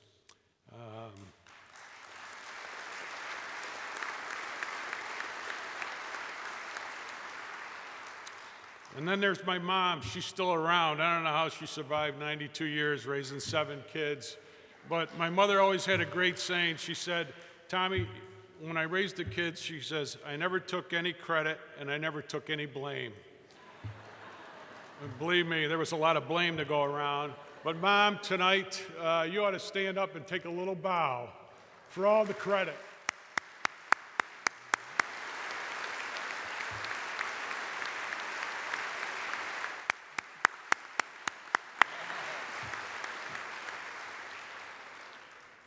And as I said, I came from a great family, 5 brothers and a sister, but there was one brother, my older brother, Jim, who let me tag around with him. I was the little brother, the little pain in the ass.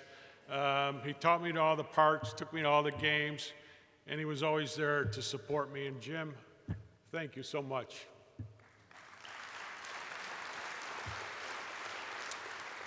I had a lot of great coaches that had an influence on me, and I didn't want to mention everyone, but I got to mention 2 of them.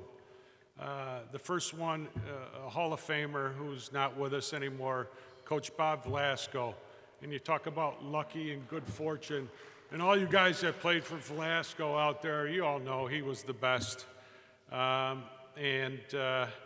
He taught you basically the big C factor, I call it. You know, when you step down on the court, you better be confident and you better feel like you're the best player on the court, even if you're not, which in a lot of cases I wasn't, but he goes, you better feel that way. And he's in this day of coaching X's and O's, he basically said one thing to me before big games. He goes, Tommy, just go out and perform. I mean, how great is that? Just go out and play. Just go out and perform. I mean, it was a blessing. The second coach that I got to talk about that's been mentioned is Coach Rockwell. Whether you know it or not, Rock was a little bit of a hard ass. But he's also a romantic. I don't know if you know this, but Rock is tonight and his wife Pam are celebrating their 52nd wedding anniversary with us.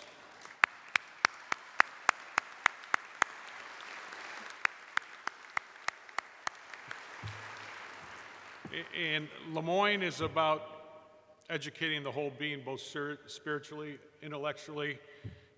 Rock taught us about the real world and what it was like to compete. And his attitude was, here's the things you need to do, here's the things you need to do to get better, here's the things they need to do in order to play. And if you don't want to do them, I got 6 or 7 other guys that'll take your spot. And that's the real world, and that's the world we live in. And Rock, you made us all grow up and become men very early. And I thank you so much for everything you've done for me. Thank you.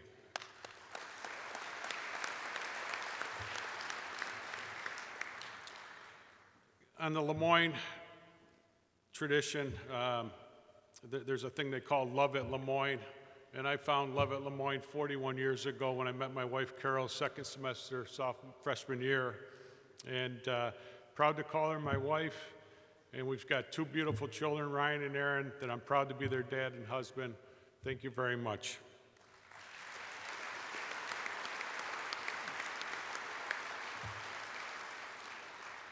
And in closing, there's a couple of groups that are here tonight that are supporting me that I want to single out. First off, there's a couple of people traveled a long distance. My good friend Mike Cunningham from Atlanta, Georgia. Appreciate you coming, Michael.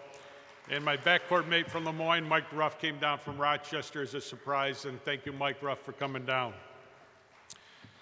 Secondly, my new team, I'd like to thank the CR Fletcher team for being here tonight. Love working with you guys, love competing with you, and thanks for being here.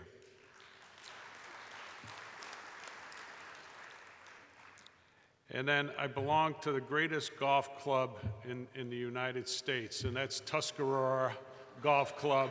And thank you for everyone from Tuscarora that's here tonight. Appreciate it. And lastly, but not least, the Gyro Club of Syracuse came out in full force. Gyros, hello. Thank you. Appreciate it. Thanks.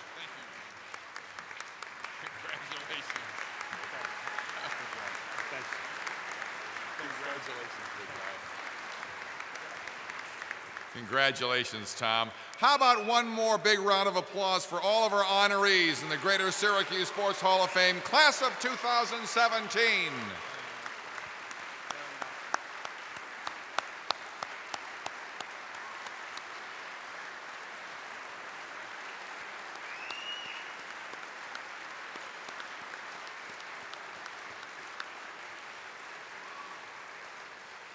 As we mentioned at the beginning of the evening, and I think you'll all agree, tonight the Greater Syracuse Sports Hall of Fame has become even greater. Special thanks once again to our presenting sponsor, Blue Rock Energy, VIP reception sponsor, Solvay Bank, our team of honor sponsor, Romano Auto Dealerships, as well as Mackenzie Hughes and the Helmer family, and Jack and Krina Phillips. We invite you to visit the Greater Syracuse Sports Hall of Fame at Burdick's Drivers Village in North Syracuse, and you can also visit us on our website, syracusehalloffame.com. Ladies and gentlemen, thank you for your continued support of the Greater Syracuse Sports Hall of Fame and for sharing in our celebration. Thank you so much for joining us, and so long for now.